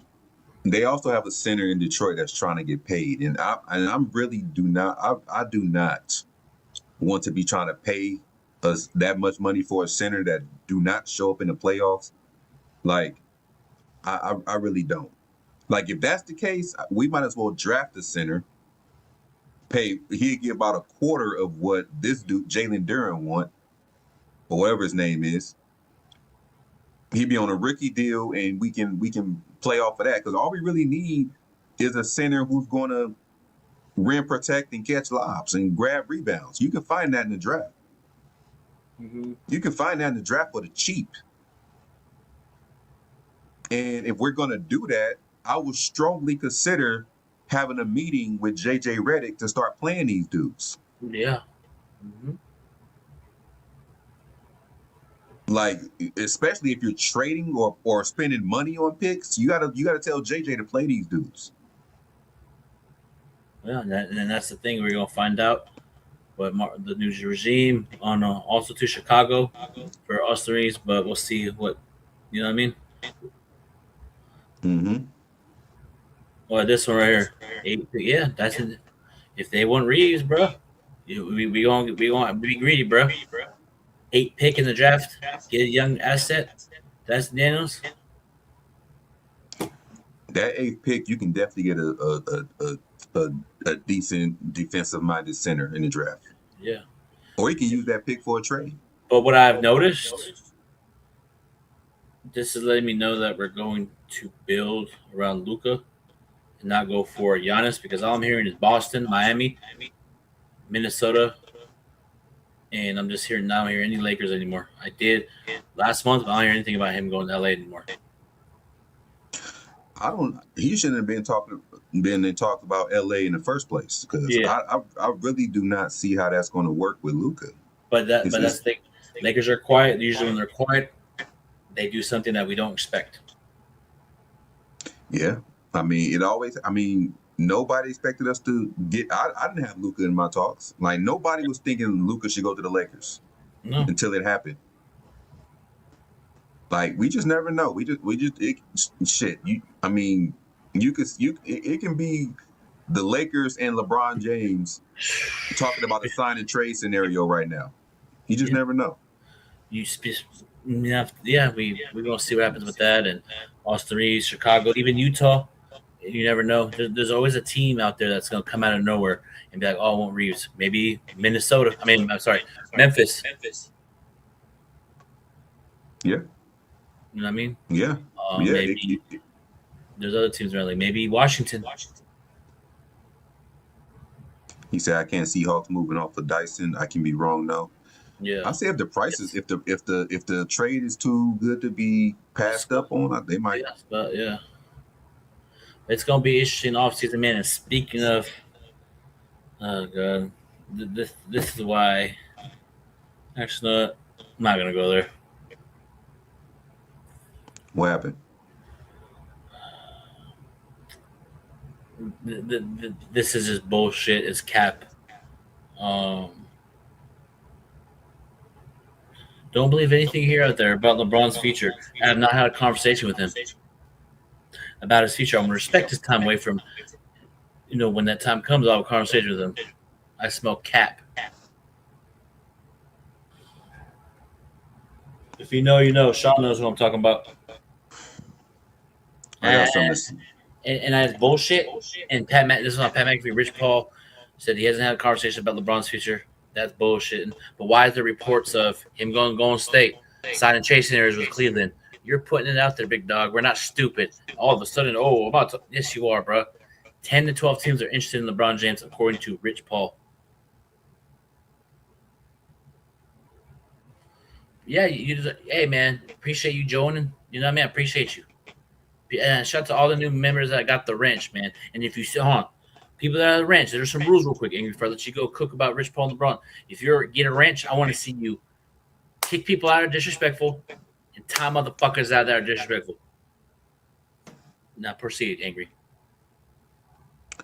I just want to say something about that story, the Rich Paul situation, and all the fans of the Lakers, and whether you're a fan of the Lakers or not, that has been paying attention to everything Rich Paul was saying. I just want to say this, okay? Yeah. And I want to look at the camera when I say this. Uh-oh. He's about to do a wrestling move. Here we go. Oh, shit. Don't you for 1 second ever think that Rich Paul do not know what's going on with LeBron James. Rich Paul and LeBron James are like this. There's no way in the world that Rich Paul does not know anything when it comes to his clutch clients. He knows everything. Just like he said he didn't know about Anthony Davis getting traded. Yes, he did. Yes, he did. Anthony Davis is one of your biggest clients, and you didn't know he was getting traded? LeBron James. LeBron James is your biggest client. And you need to tell me he's an unrestricted free agent and you don't know what he's doing, and you trying to respect him to give him time. That is BS. That is fucking bullshit. I'll say it for you. There you go. Ain't no way in the world I would be Rich Paul, one of the most well-known agents in sports, when my biggest client is an unrestricted free agent, one of the most polarizing players in sports history. And you mean to tell me that y'all haven't talked about his future, knowing that he's an unrestricted free agent and still wants to play, but y'all haven't talked about his future? I smell he's working out overtime. Breaking news. Rich Paul's working out overtime right now, man. He's working out overtime at Lids because he's motherfucking capping. We know this. We know your games, Rich Paul. We know us Laker fans dealt with you for 8 years. You have these little games that you're playing, and we ain't falling for it. Why is Golden State all of a sudden a possibility? Cleveland. I heard Minnesota a possibility. But you don't. Oh, maybe you cut the bull crap, Rich Paul. And that's the thing. See, the NBA Finals are in the news. The whole storyline of the Knicks. 3-1, 50-something years, and all of a sudden, this comes out about LeBron going to Golden State. It's like, come on, bro. We know, and I saw a report today that it's looking like LeBron may not return to the Lakers. I understand that.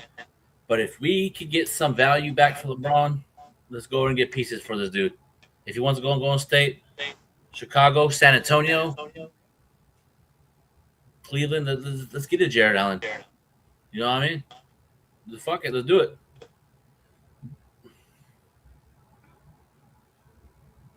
Angry got that look like he's about to do a rock bottom on Rich Paul.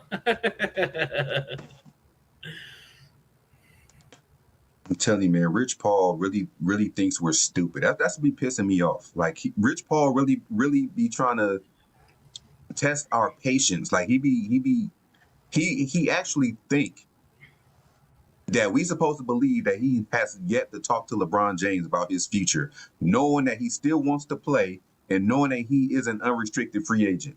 You haven't talked to your biggest client about where he's going to go or what he's going to do. Like you mean to tell me with a straight face and tell everybody with a straight face you haven't talked to LeBron James? Oh, I'm giving him time and respecting him. He's on vacation. That's basically of an for me when I hear it. Oh, we're I'm gonna say it. We're not talking to the media, but behind the scenes we are. And that's the thing, though. Like I've seen like Golden State, and even saw New York. If they lose the finals, they're not losing the finals. They're closing that shit out tomorrow. You know, and I just can't wait till the NBA finals are over. I'm just excited for the upcoming offseason, but just the fact that it's like no, I'm gonna get your perspective on. I know about the whole Max situation, that Rich Paul and LeBron, and that's the thing. How you gonna say I didn't talk to my client, but a report comes out saying that you're demanding a max contract, bruh? Like how would that make sense, bro? Like that's just some like that's dumb, bro. Like how you going? Oh, we're demanding the Lakers to give us a max contract. Next day, I didn't really talk to him. Nah, you just got caught slipping. That's exactly what I mean. Insulting our intelligence. Yeah. You think we're stupid? No. Like we may be watching basketball in this day and age, but we wasn't born in this day and age. Okay, you cannot fool us. Yeah, and it's just like I just he's on vacation. Yeah, he's playing golf. Cool, but Lakers are gonna do what's best for them. I keep telling people this. Lakers are gonna do what's best for them. We're not gonna be like, here, LeBron, we're gonna wait for you. Okay. Oh, this person's getting traded. This person gets signed. Oh, Lakers finally gonna say, you know what? We're gonna re-sign LeBron. I don't want that to happen. We gotta set the tone early and do it now, mate. Do it now. Like I said, if I'm Mark Walters, I'm going to the media and saying, we're not re-signing LeBron. Take free time. He explains why. Text back Luka. I will say that every time, bro. What? Jay Play Days. We'll talk about that in a minute. But man, it's just he thinks we're like just dealing with the dude every fucking summer, bro. It's like we have to basically explain what. Like I said, we have to explain what we're gonna do with our money. And this is how you know that he is an attention seeker. He's a diva because why are we talking about LeBron James during the NBA Finals and the World Cup? He's trying to keep all just like the picture he put out there with him on a golf court without his dyed beard. He want people to talk about him with the gray beard and his look. I'm gonna tell y'all right now, okay? Y'all see my beard? Y'all see my beard, right? Mm-hmm. Yeah. Y'all see my beard. Fresh beard, though. Fresh beard. I like it. Pause. Appreciate it. I'm about to be 43 years old at the end of July. Hold on. 43 years old, 24 seasons, nothing left to prove. Y'all will never hear about me dyeing my beard because I appreciate my grays, okay?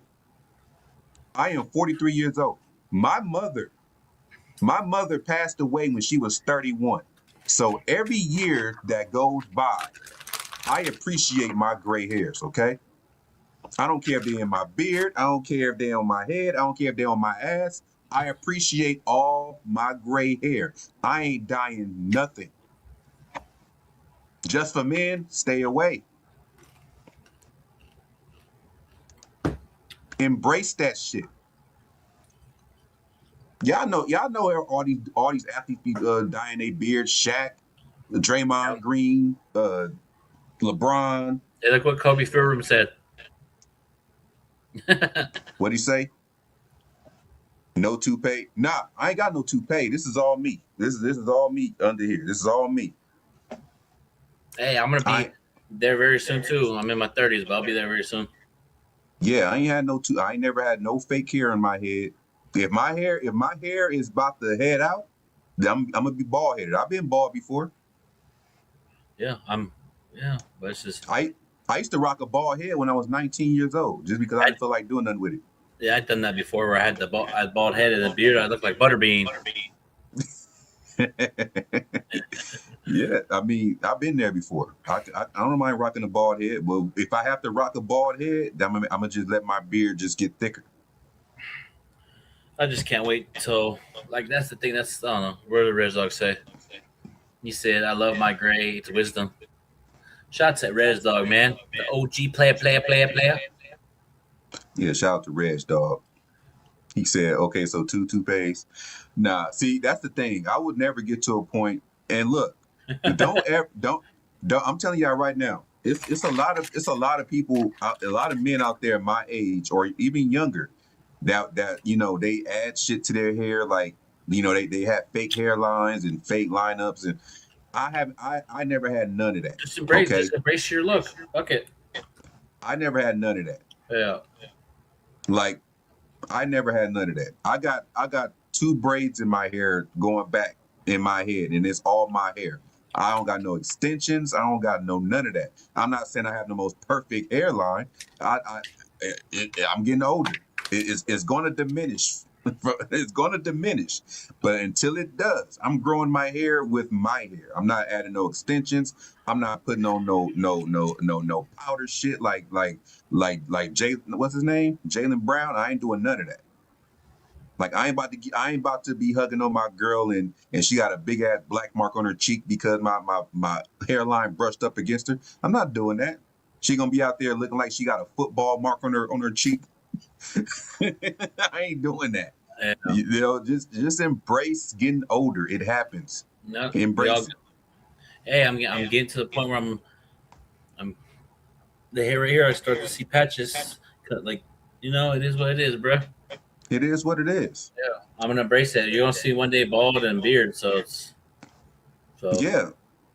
I mean, I could feel it when I like it. Yeah, my hair. What happened? I was gonna say, come on with the do rag and have a beard. Yeah. See, I can look. I can feel it in my hair when I'm combing. No, I'm talking my about hair. me. I'm talking about me coming up with the do rag and the beard. Hey, do your thing. You're gonna be looking like Vince McMahon when he was coming out with the ECW title. But yeah, I could when I'm combing my hair. When I'm combing my hair, like I can tell that it's thinner at the top and in the back. I can feel it's thinner. So it's only about a matter of time before it starts getting too thin, and I come up here looking like George Jefferson. But right now it's thick enough, pause, for me to still get my hair braided. No, so, Kobe Firmoon, you're gonna have that Carlos Boozer. Yeah, Carlos Boozer. I don't know what the fuck he had, man. Carlos Boozer was looking like that.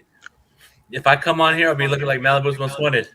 Traffic, looking for my chapstick. There's a full Maverick. Carlos Boozer had a birthmark on top of his head. I don't know what that was. He said B-Rad. Oh, Malibu's Most Wanted was hilarious. Yeah, cul-de-sac. Yeah, right now I don't have a cul-de-sac. I don't have a cul-de-sac yet. I got a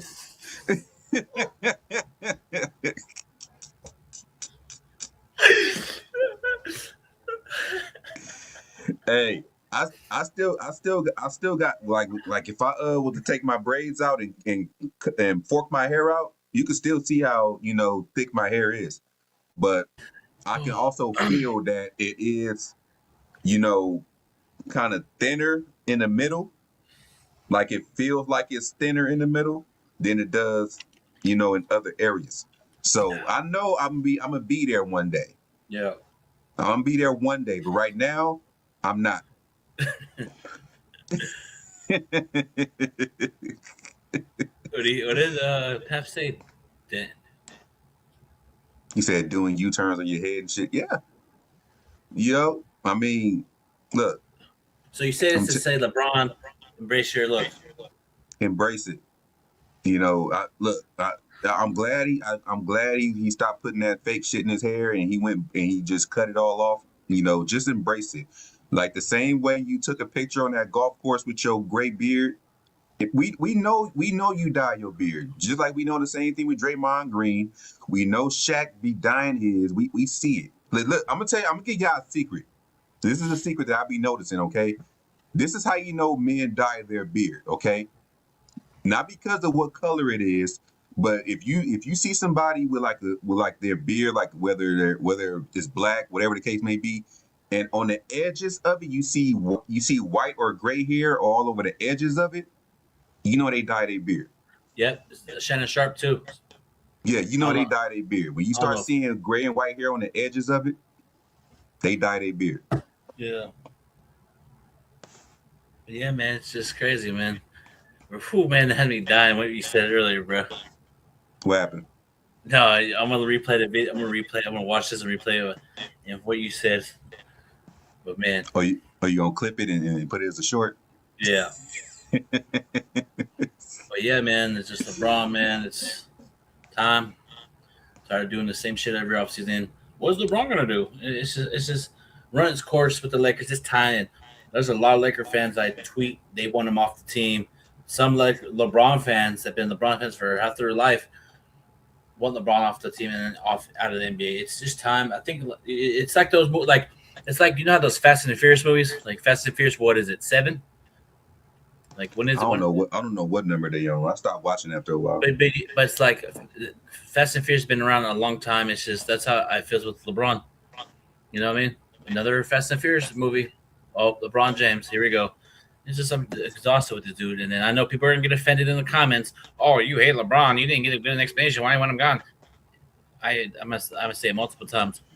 I'm done with this dude. I want to get rid of it. And somebody said, oh, if LeBron comes back, we have a better chance to win with LeBron. Yeah.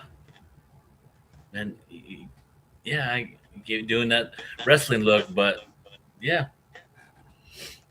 Well, I got my notes right here of why we shouldn't be giving LeBron anything. I got notes right here.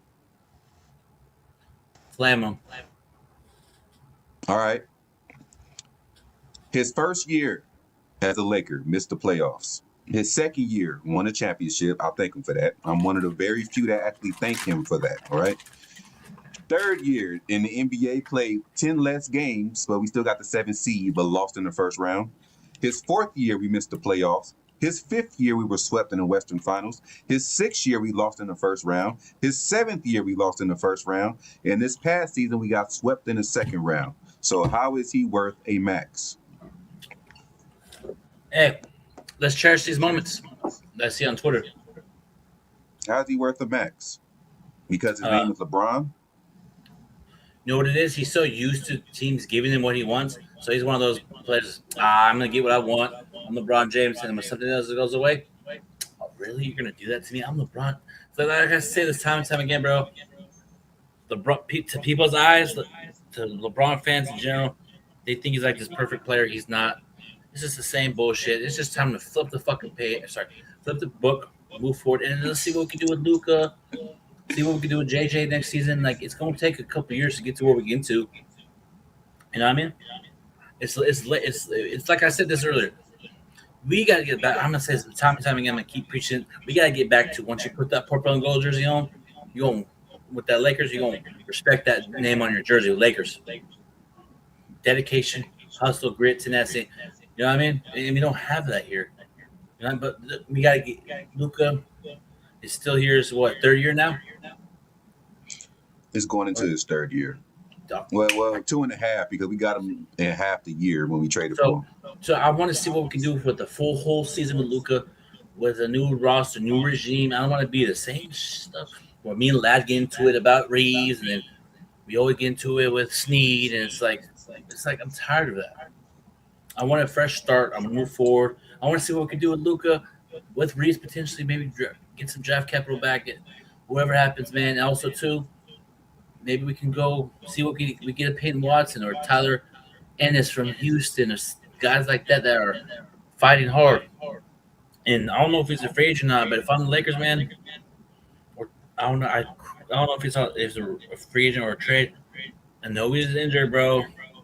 Go get Steven Adams. We need that. Like he's one of the most physical centers in this league. He can rebound. And I've been wanting the Lakers to get him for a very long time. He's physical, and if you try to bully him, he'll bully you back because he played rugby before. We need players like that here. We got to stop going to that finesse role of finger rolls, and we need physical dominance, man. You know, I mean, I don't know, man. We just got to get back to being physical and tough, not the soft that we keep putting out there, man. I mean, he's definitely gonna help out with rebounding, and he sets some good ass screens too. Like he is strong. Like you talking about pick and roll, like it's gonna be pick and drop with Steven Adams setting picks. It's gonna be crazy. Like I'm telling y'all, man, people look at Steven Adams and be like, "Oh, he's injured. He's getting older." But you can gotta pretty look much at there for 10, 15 minutes, and he can still give you 10 points, rebounds, yeah. and be physical. You gotta look. You gotta look at his strengths. Like the Lakers, his strengths are what the Lakers need. Okay, I had the notes somewhere too. I'm gonna see if I can remember in my head. The last time the Lakers were, what was that I want to say top 5 in rebounds per game, we won a championship. Yeah. Rebounding matters. You gotta go out there. You don't have to have a sexy name or be a big star to just get out there and get rebounds for us. Like you can be a Steven Adams, you can be a Herky Jerky. I don't care what your name is. If you can go out there and get rebounds, you are going to be very, very helpful to this Lakers organization because we don't hardly ever go after that, and we tend to be on the other side of history when we don't address these issues. Like we got to stop with the band-aids and start going after fixing the problems. Like one of our biggest problems, yes, is perimeter defense and it's rebounding. Rebounding has been like our Achilles heel for like the longest. Rebounding, every year I stress rebounding. We need rebounding. A lot of these championships, a lot of these good teams that went to the Final Four in the NBA had some good. If you look at the New York Knicks, great rebounding team. They have people on their team that can rebound. Yeah. Yeah, what's going on, man? Appreciate you. Salute. What up, Geek Show?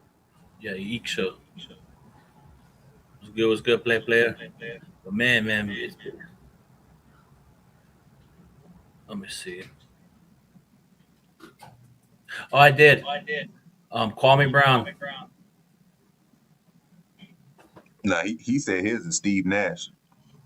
Why is he Byron Scott? Call. You gotta read it right. Read it. Just take your time and read it. You'll see what he said. Shout out to them. Woo! I get it. Shout out to everybody joining the stream, man. But I'm about to cook some turkey burgers in a little bit. But overall, man, it was a great show. But I just want to say this. We got to keep it realistic. We got to keep it real because I'm going to stand on what I believe in. What I was told, sources close to Big Baby Sports, Lakers will not give LeBron James a max contract extension.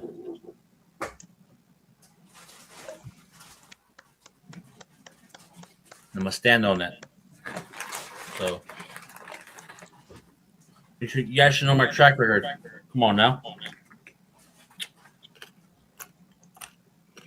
I'm gonna say it like this, man. When Big Baby is not trolling or try to rage bait you, you should listen to what he's saying when it comes to Laker news. He has connections. And EQ, listen to him too, what he says. EQ, the guru of stats, salary cap guru. EQ in the. I love what I do. Yeah, if you see Big Baby or EQ being serious about some news that nobody else is talking about, it has some truth to it. Listen to him. Because he's on the NBA money retire. Fuck it. I broke the news about Dwight Howard not coming back before it happened. Oh, Big Baby's a liar. And guess what? He didn't come back. I had that before everybody, bruh. Yeah, Big Baby broke that news before Shams did. Big Baby broke that news before Shams did, and they didn't even believe Big Baby.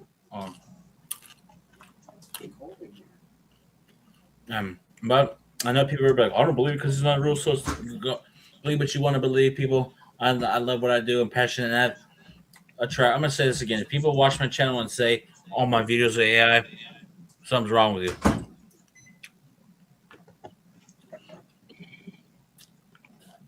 Somebody said that Jeannie Buss interview was AI. Get out of here with that, bro. Come on, bro. Look, man, AI is not that good. I mean, it's good, Trust me, AI is great. You can make a cinematic movie with AI, but AI is not that good. I mean, I don't know how you can look at that interview and say, "Oh, that was a fake genie bus." Like, come on now. I really wish I could announce what I'm announced, but I gotta angry no, but no, I good. Yeah, I will announce it once you know it's set in stone. Yep. But once it's set in stone, I think you, ladies and gentlemen, will love it. Yep. But man, wow, W2 hours. Yeah, W2 hours, man. I didn't think we was gonna be on that long. Shout out to I was actually gonna go live today, but we already talked about the subject tonight. So if I want to talk about that subject, I might just talk about it tomorrow with the whole Austin Reeves and Dyson Daniels thing. Yeah, I feel like that'd be good for both teams. Reeves is in Atlanta. You know, we get Dyson Daniels. Get it, you know what I mean? But that's the thing, though. There's always a team that nobody expects to be in the conversation for Reeves, and I feel like that's. I don't know. I just have this feeling it's going to be maybe like a Sacramento or something. Mm-hmm. So it's crazy, bro. I'm gonna see how dark it looks when I turn this light off. Oh, you're good. You got the. I remember. I will haunt you in your dreams. Let me see. Let me see. I gotta say a bar real quick before we get up out of here. Hold on. Let me see. I will preach, will make a church applaud.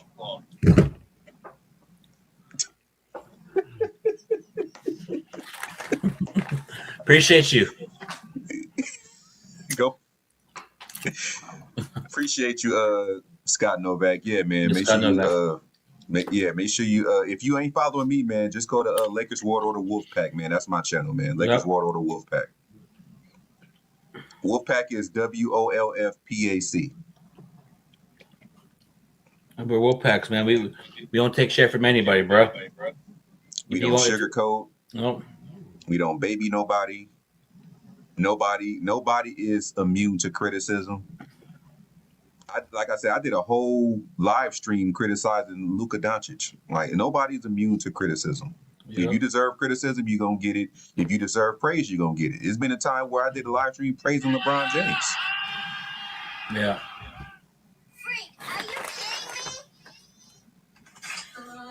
I like your intro, bro. It's fire. Appreciate it, man. I'm glad people like it. That's why I kept it.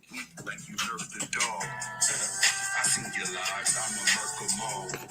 And when I hear lies, it's a Hurst involved. Sugarcoating is the worst of all. Summer bad, when the pods bring a leak, it's the perfect fall. I heard them all, I deserve respect. Creative side on the rise, I deserve a check. Stacking bodies to the perfect depth. Show the whole world. And hold on. Hey, YouTube. Don't give me for copyright because he made the song, so he said I can play it. So,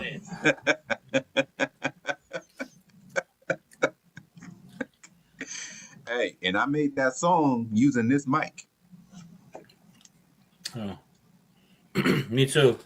I didn't go to no studio. I made that song right here in my room. I'm interested to see what beat you have for me. Pause. That was crazy. That was the craziest thing you ever said, man. Well, how I'm waiting for you to have the beat. So when you do my thing, I'm waiting to see how it comes up. See, what do you see? You said when I do your thing, that's okay. That's when you make me my bar for my intro again, I'm gonna see what beat it is. Oh yeah, there you go. That's better. Yeah, that's better wording. Okay. Yeah. Well, shout out to these low sodium sunflower seeds. Yeah, you over there chomping on them sunflower seeds, man. Yeah, low sodium, so I'm good. But hey, I got a banger. Hey man, you giving free promo, man. Hey man, you see my thumbnail got Krispy Kreme. Yeah, you do. Hopefully they sponsor you one day, man. Hey man, if Get, they sponsor me, I'm just gonna have to do a SMR. you gotta do some AI Krispy Kreme commercials. But yeah, man, it's just crazy how we have to go through this every year with LeBron James. And a lot of people are like, "Oh, LeBron's gonna come back. Oh, LeBron's gonna come back. Just embrace it." I don't want him back, and I have every right to feel that way. I have every right to feel it's my channel. I have every right to my opinion. Laker fans, it's up you, real Laker fan. Go ahead. Go ahead. You got the rock look.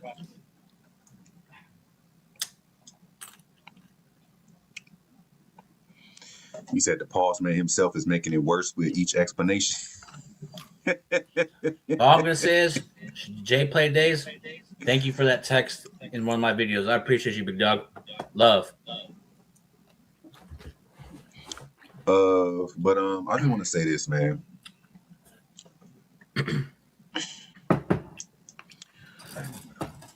LeBron James, Jared Vanderbilt, Nick Smith Jr., LeBron James Jr. I need them off the roster once June 20, 30, whatever June 29th, 30 hit. We need to get away from clutch at all costs. No more. None. No going after Peyton Watson. None of that. Stay away from all these clutch guys. Stay away. I agree 100%. So, also, too, man, I'm going to keep saying this. Shout out to Angry Lakers fan for making my thumbnail for this one, and also the intro and outro.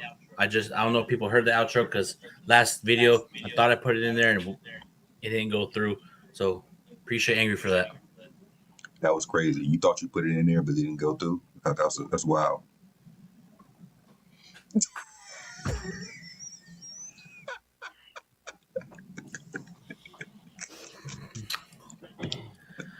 LeBron stands have wanted LeBron gone since at least last summer. Now they switched him because, you know what it is, bro? I think, how I feel like LeBron is scared to move on. You know what I mean? Maybe if he goes to another team, he won't have that same power. Nah, and people think I'm talking crazy when I say if he goes to Golden State Warriors, he's not going to be the number one over Steph Curry. Like people, I'm not saying as far as the number one option. I'm talking about like as far as the man. Like he is not going to be the man. That's the thing though. Stephen Curry is one of your favorite players, and how do you feel about that? Him going to one of your favorite players' team? Yeah, Stephen Curry. Anybody don't know, man? Once Kobe Bryant retired, Steph Curry became my favorite player, and I even bought his championship ring when he beat the Celtics. I love Steph Curry. All right, I'm going to read you this. Oh, go ahead. If LeBron James go over there to join Steph Curry, it would be worse than what Kevin Durant did. And they're gonna try to create a big four of LeBron, Steph, Draymond, and Jimmy Butler. That's not going to work. You'll have to give up at least somebody. But I'm going to read you this. There's a legitimate chance LeBron James will not play for the Lakers next season. For the first time, shout out to Tim Bombs from ESPN. For the first time since James came to Los Angeles 8 years ago, there's a legitimate chance he won't play for the Lakers next year, either because of the retirement or because he has chosen to close out his career elsewhere. No, it's because Lakers want to move on. Not that. That's basically what it is, man. Yeah. Like, the only people that will be mad at LeBron James's departure or us not giving LeBron James money, should I say, are his stands. Like, anybody with common sense and eyes know that his 8 years here was not good. I named them off about 30 minutes ago. His tenure here is not good. I said that too. People are like, oh, you hate LeBron. Man, I don't hate LeBron. I just want him off my team, man. Just like how people want Reeves off the Lakers and everybody else. But the thing is, I mean, I understand you can't win a championship every year. Yeah. but you only made it one time. Like at least fight for it. Like you only made the finals one time, and that's when everybody had a break. Man, that turkey burritos. Sorry. The new medication on I showed you, man. It has me not eating. It's you know. You got you eating on that hamster food right now, man. Yeah. You tearing them sunflower seeds up. But I'm good now. So I had this burrito that's what is it? Grass-fed meat from Trader Joe's. Eat nuts. Well, what about that? Hey, anybody heard of that new Tom Brady water?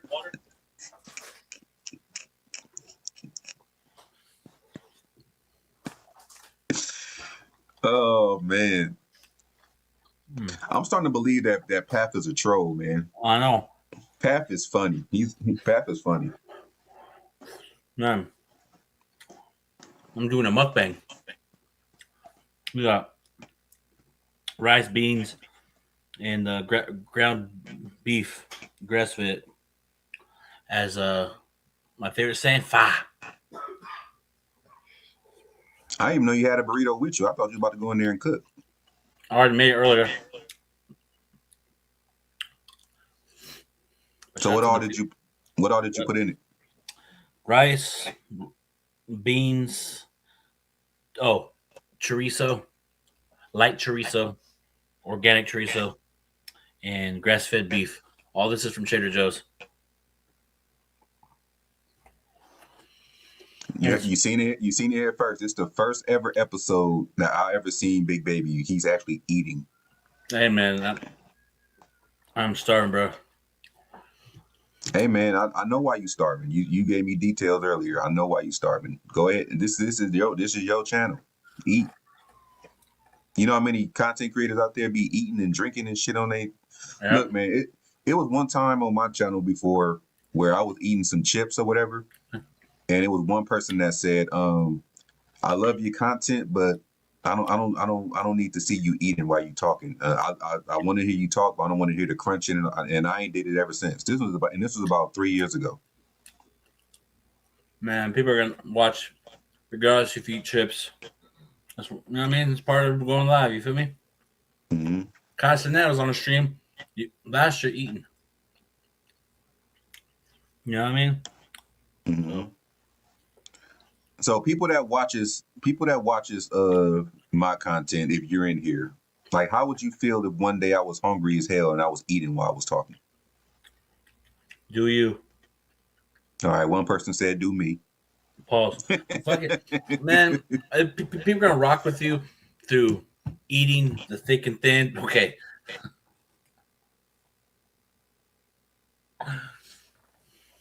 No, just be yourself, bro. Like popcorn. Now it's been numerous times where I actually did a show with a drink in my hand. You know, I didn't show the drink, but Big Paul Sports over here. Yep. It's a pause already. You over there eating beef? No. But because usually the medicine makes me hungry, and then I eat, and then I don't eat for like 13 hours. Well, other than yeah. So. Yeah, man, we don't need you passing out from hunger, man.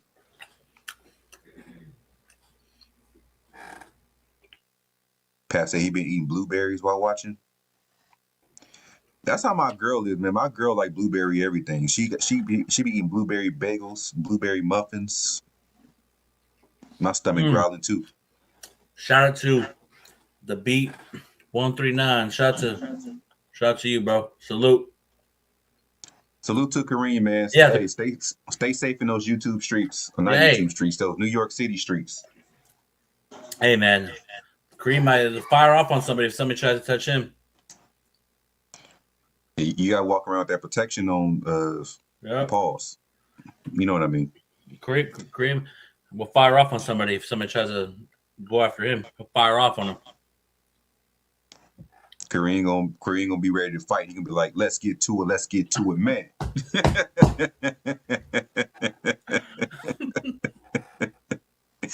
I definitely give you 100 likes if you knock somebody out. Yeah. Yeah. Yeah. Because out there in New York, bro, this YouTuber, a streamer went out there. His name is Kyle Joseph. He went out there and he got his cameraman got his jersey snatched. Spurs jersey. I seen that. You know, it's crazy, bro. And if they win it, they're gonna win it. They're gonna close it out tomorrow. Then they're not gonna be like, oh, let's lose on purpose to close. No, you close it out. And if you win it tomorrow, which I think the Spurs are, or the Knicks are gonna win tomorrow, it's gonna be. I want to shout out to All Ball Sports TV. Great dude, one of the biggest Knicks fans that I know. He hoped to win it tomorrow, man, because he's been through a lot as a Knicks fan. Great dude. He supports Big Baby Sports. I shout out to All Sports TV, All Ball, Flea, and the rest of the crew at All Ball Sports. Well, in order for my original prediction to take play, San Antonio will have to win tomorrow. But Man, if it doesn't happen, because I said Knicks in 6 in the very beginning, but oh yep, Cream knows. Yep, he's a great dude. And guess what? He can't. He even admits it. He hates LeBron. And I'm gonna get him on my channel. All Ball, me and you gotta do a show. You in New York, we gotta do one. We gotta do a show, bro. hey, Kareem, it's a question I got for you that I've been meaning to ask you. I never asked you. I've been wanting to ask you for years too. Was you ever like big on watching battle rap, like Smack and all that? Did you know like Loaded Lux and Mook and Murder Mook and Charlie Clips and all them? T-Rex. Oh, he said yeah. Okay. That's crazy. I saw that video. He was on the phone. That was great. That one rapper he got into it with. Bald dude. So you know all of them. Oh wow. But his shit was trending though when he was going at it with that one rapper. I thought Kareem was gonna fire off on him. Oh shit! Here we go. Yeah, Kareem is a legend in the streets, man. Yeah, y'all go subscribe to. It's called the Kareem Report. If y'all want to hear stuff about sports, but also you can subscribe to the Beat 139 if you want to hear about life stuff and other stuff that outside of sports. AKA Mr. 100 Likes. How you guys doing, man? Let's get to it. Let's get to it. Yeah, he's a native New Yorker who's a Lakers fan. So y'all go check him out. The Kareem Report. Yep. I first started watching Kareem when he had his title, Lakers just traded LeBron. And I clicked on it. Yeah, we need a LeBron out of there like 3 years ago. Yeah. I gotta get the Kareem on the channel, man. Very soon. We gotta do it. We gotta do another show. Kareem is the reason why I have, I know a lot of people that I know because when he interviewed me on his channel, that's how I knew Micah. That's how I knew Reg Dog. That's how I knew Humble. That's how I knew EQ. I knew all. I started learning all of them just from being over there on his channel. Mm-hmm. I remember my interview too. It was cool. Love it. Yeah. So shout out to Kareem, man. Yep. Yeah, man. But yeah, man, it's gonna be an interesting scene tomorrow. The Kareem Report. Sorry, I'm enjoying this food. So the Kareem Report. Are you going live tomorrow when the Knicks win? Oh man. Hey, every time the Knicks win, I think about Kareem's reaction, man. Yeah. Every time the Knicks win, I think about his reaction. He doesn't like the Knicks, huh? Let me see. Oh, what's going on? What happened with the Lakers? Let me see. He mad. He said, "I may hide." Oh man. Hey man. The Knicks been dealing with hardship for a lot of years, man. So I want to see Knicks fans cry in a good way. I want to see them show their expression, not be like, "I knew we were gonna win. I'm not even excited. I knew we were going." No, let it express, let it out, cry if you need to, and go enjoy it when you win it tomorrow, man. Go enjoy that championship, man. Yeah. Like, oh, Lakers and Knicks are right. No, they're not rivalry. Celtics are my rival. And when the Celtics won the championship, when they beat Dallas, I didn't say to them, no.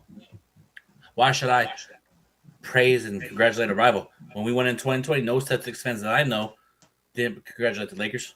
They bashed that championship. And when we won in 2010, they didn't congratulate us. When Celtics beat us in 2008, I didn't say, congratulations, Celtics. Nope. It's a rivalry thing, man. And I don't think the Knicks are Lakers rivalries, man. And I predicted Lakers-Knicks in the finals. I got the one thing right with the Knicks. And just imagine if the Lakers are in the finals right now. That'd be crazy. Hey, the crazy thing is, I see you mentioned 2020, which is perfect for me. What I want to say. The crazy thing is, in 2020, when the Lakers won, I was like, it's about time. But with the Dodgers won, I was like, it was like a sigh of relief for me, because when the Dodgers won in 2020, I felt like how Knicks fans are feeling, anxious for another one, because before that we ain't won since the 80s. So it's been a while. So it was like I needed to see a Dodgers championship as an adult. Yeah. Oh, yeah. Well, I seen what Reg Dog just said. I'm gonna say this here. Milwaukee's probably gonna ask for I was gonna say Roy Hibbert, Rudy Gobert, Jaden McDaniels, and picks. I'm doing that. If Minnesota wants Giannis, Milwaukee better ask for Jaden McDaniel, Rudy Gobert, Julius Randle, picks. Give me everybody. I think Milwaukee gonna be trash no matter what they try to do. Getting ready. And that's the thing. That's the thing. That's what I was gonna bring up, but I'm gonna throw you this. If let's say, Milwaukee doesn't want Jaden McDaniel, right? They get him in hypothetically. Fought from the Lakers, go in and call Milwaukee and try to get Jay McDaniels fits what the Lakers need, bro. You see what he did to Nikola Jokic in the playoffs? He wasn't scared of him. Laughing at him, going, look, staring at him. If Jaden McDaniels is available, you got to make that call. Yeah. Oh, yeah. I saw that too, Kareem. And I saw that they're willing to give up Jaylen Brown. And if Giannis goes to Boston, you're the enemy now, Giannis. And that's the thing that kind of worries me. That Milwaukee is. I think Milwaukee's gonna wait till the free agency too to start dealing with teams too. Mm-hmm. And that's why you think. That's why for me. That's why I feel like maybe. Well, Jaylen Brown to Milwaukee makes sense. Giannis, if Milwaukee, if you had to lay out the line at all the trade offers, you take Jaylen Brown in Milwaukee. But if you wait, if they don't trade, there's going to be a team that's going to be blown away for the Giannis and do it all.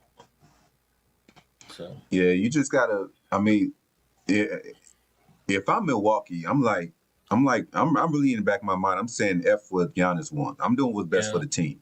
Yeah. I'm doing what's best for my team. Like, the owner is not gonna be mad at the GM for doing what's best for the team. You don't gotta listen to Giannis. He's not the first guy to win a championship for y'all. You gotta do what's best for the team. Whatever team has the best assets, that's who you go with. Or unless we wait until free agency and then we sign and trade Reeves for Jaylen Brown. But I'm gonna let you go, man. I gotta go eat something myself, man, because my stomach growling. I made you hungry, huh? Yeah, man. Yeah, man. W2 hours, man. Top 10 or these Laker players ruined the Laker franchise of all time.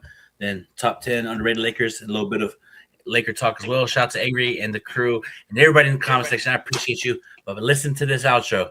Gone. Big baby Jonathan, the voice of the court. Backs on the mic, yeah, he holding the fort.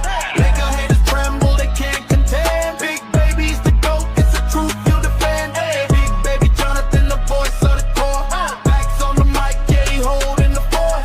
Laker haters tremble, they can't contend. Big baby's the GOAT, it's the truth he'll defend.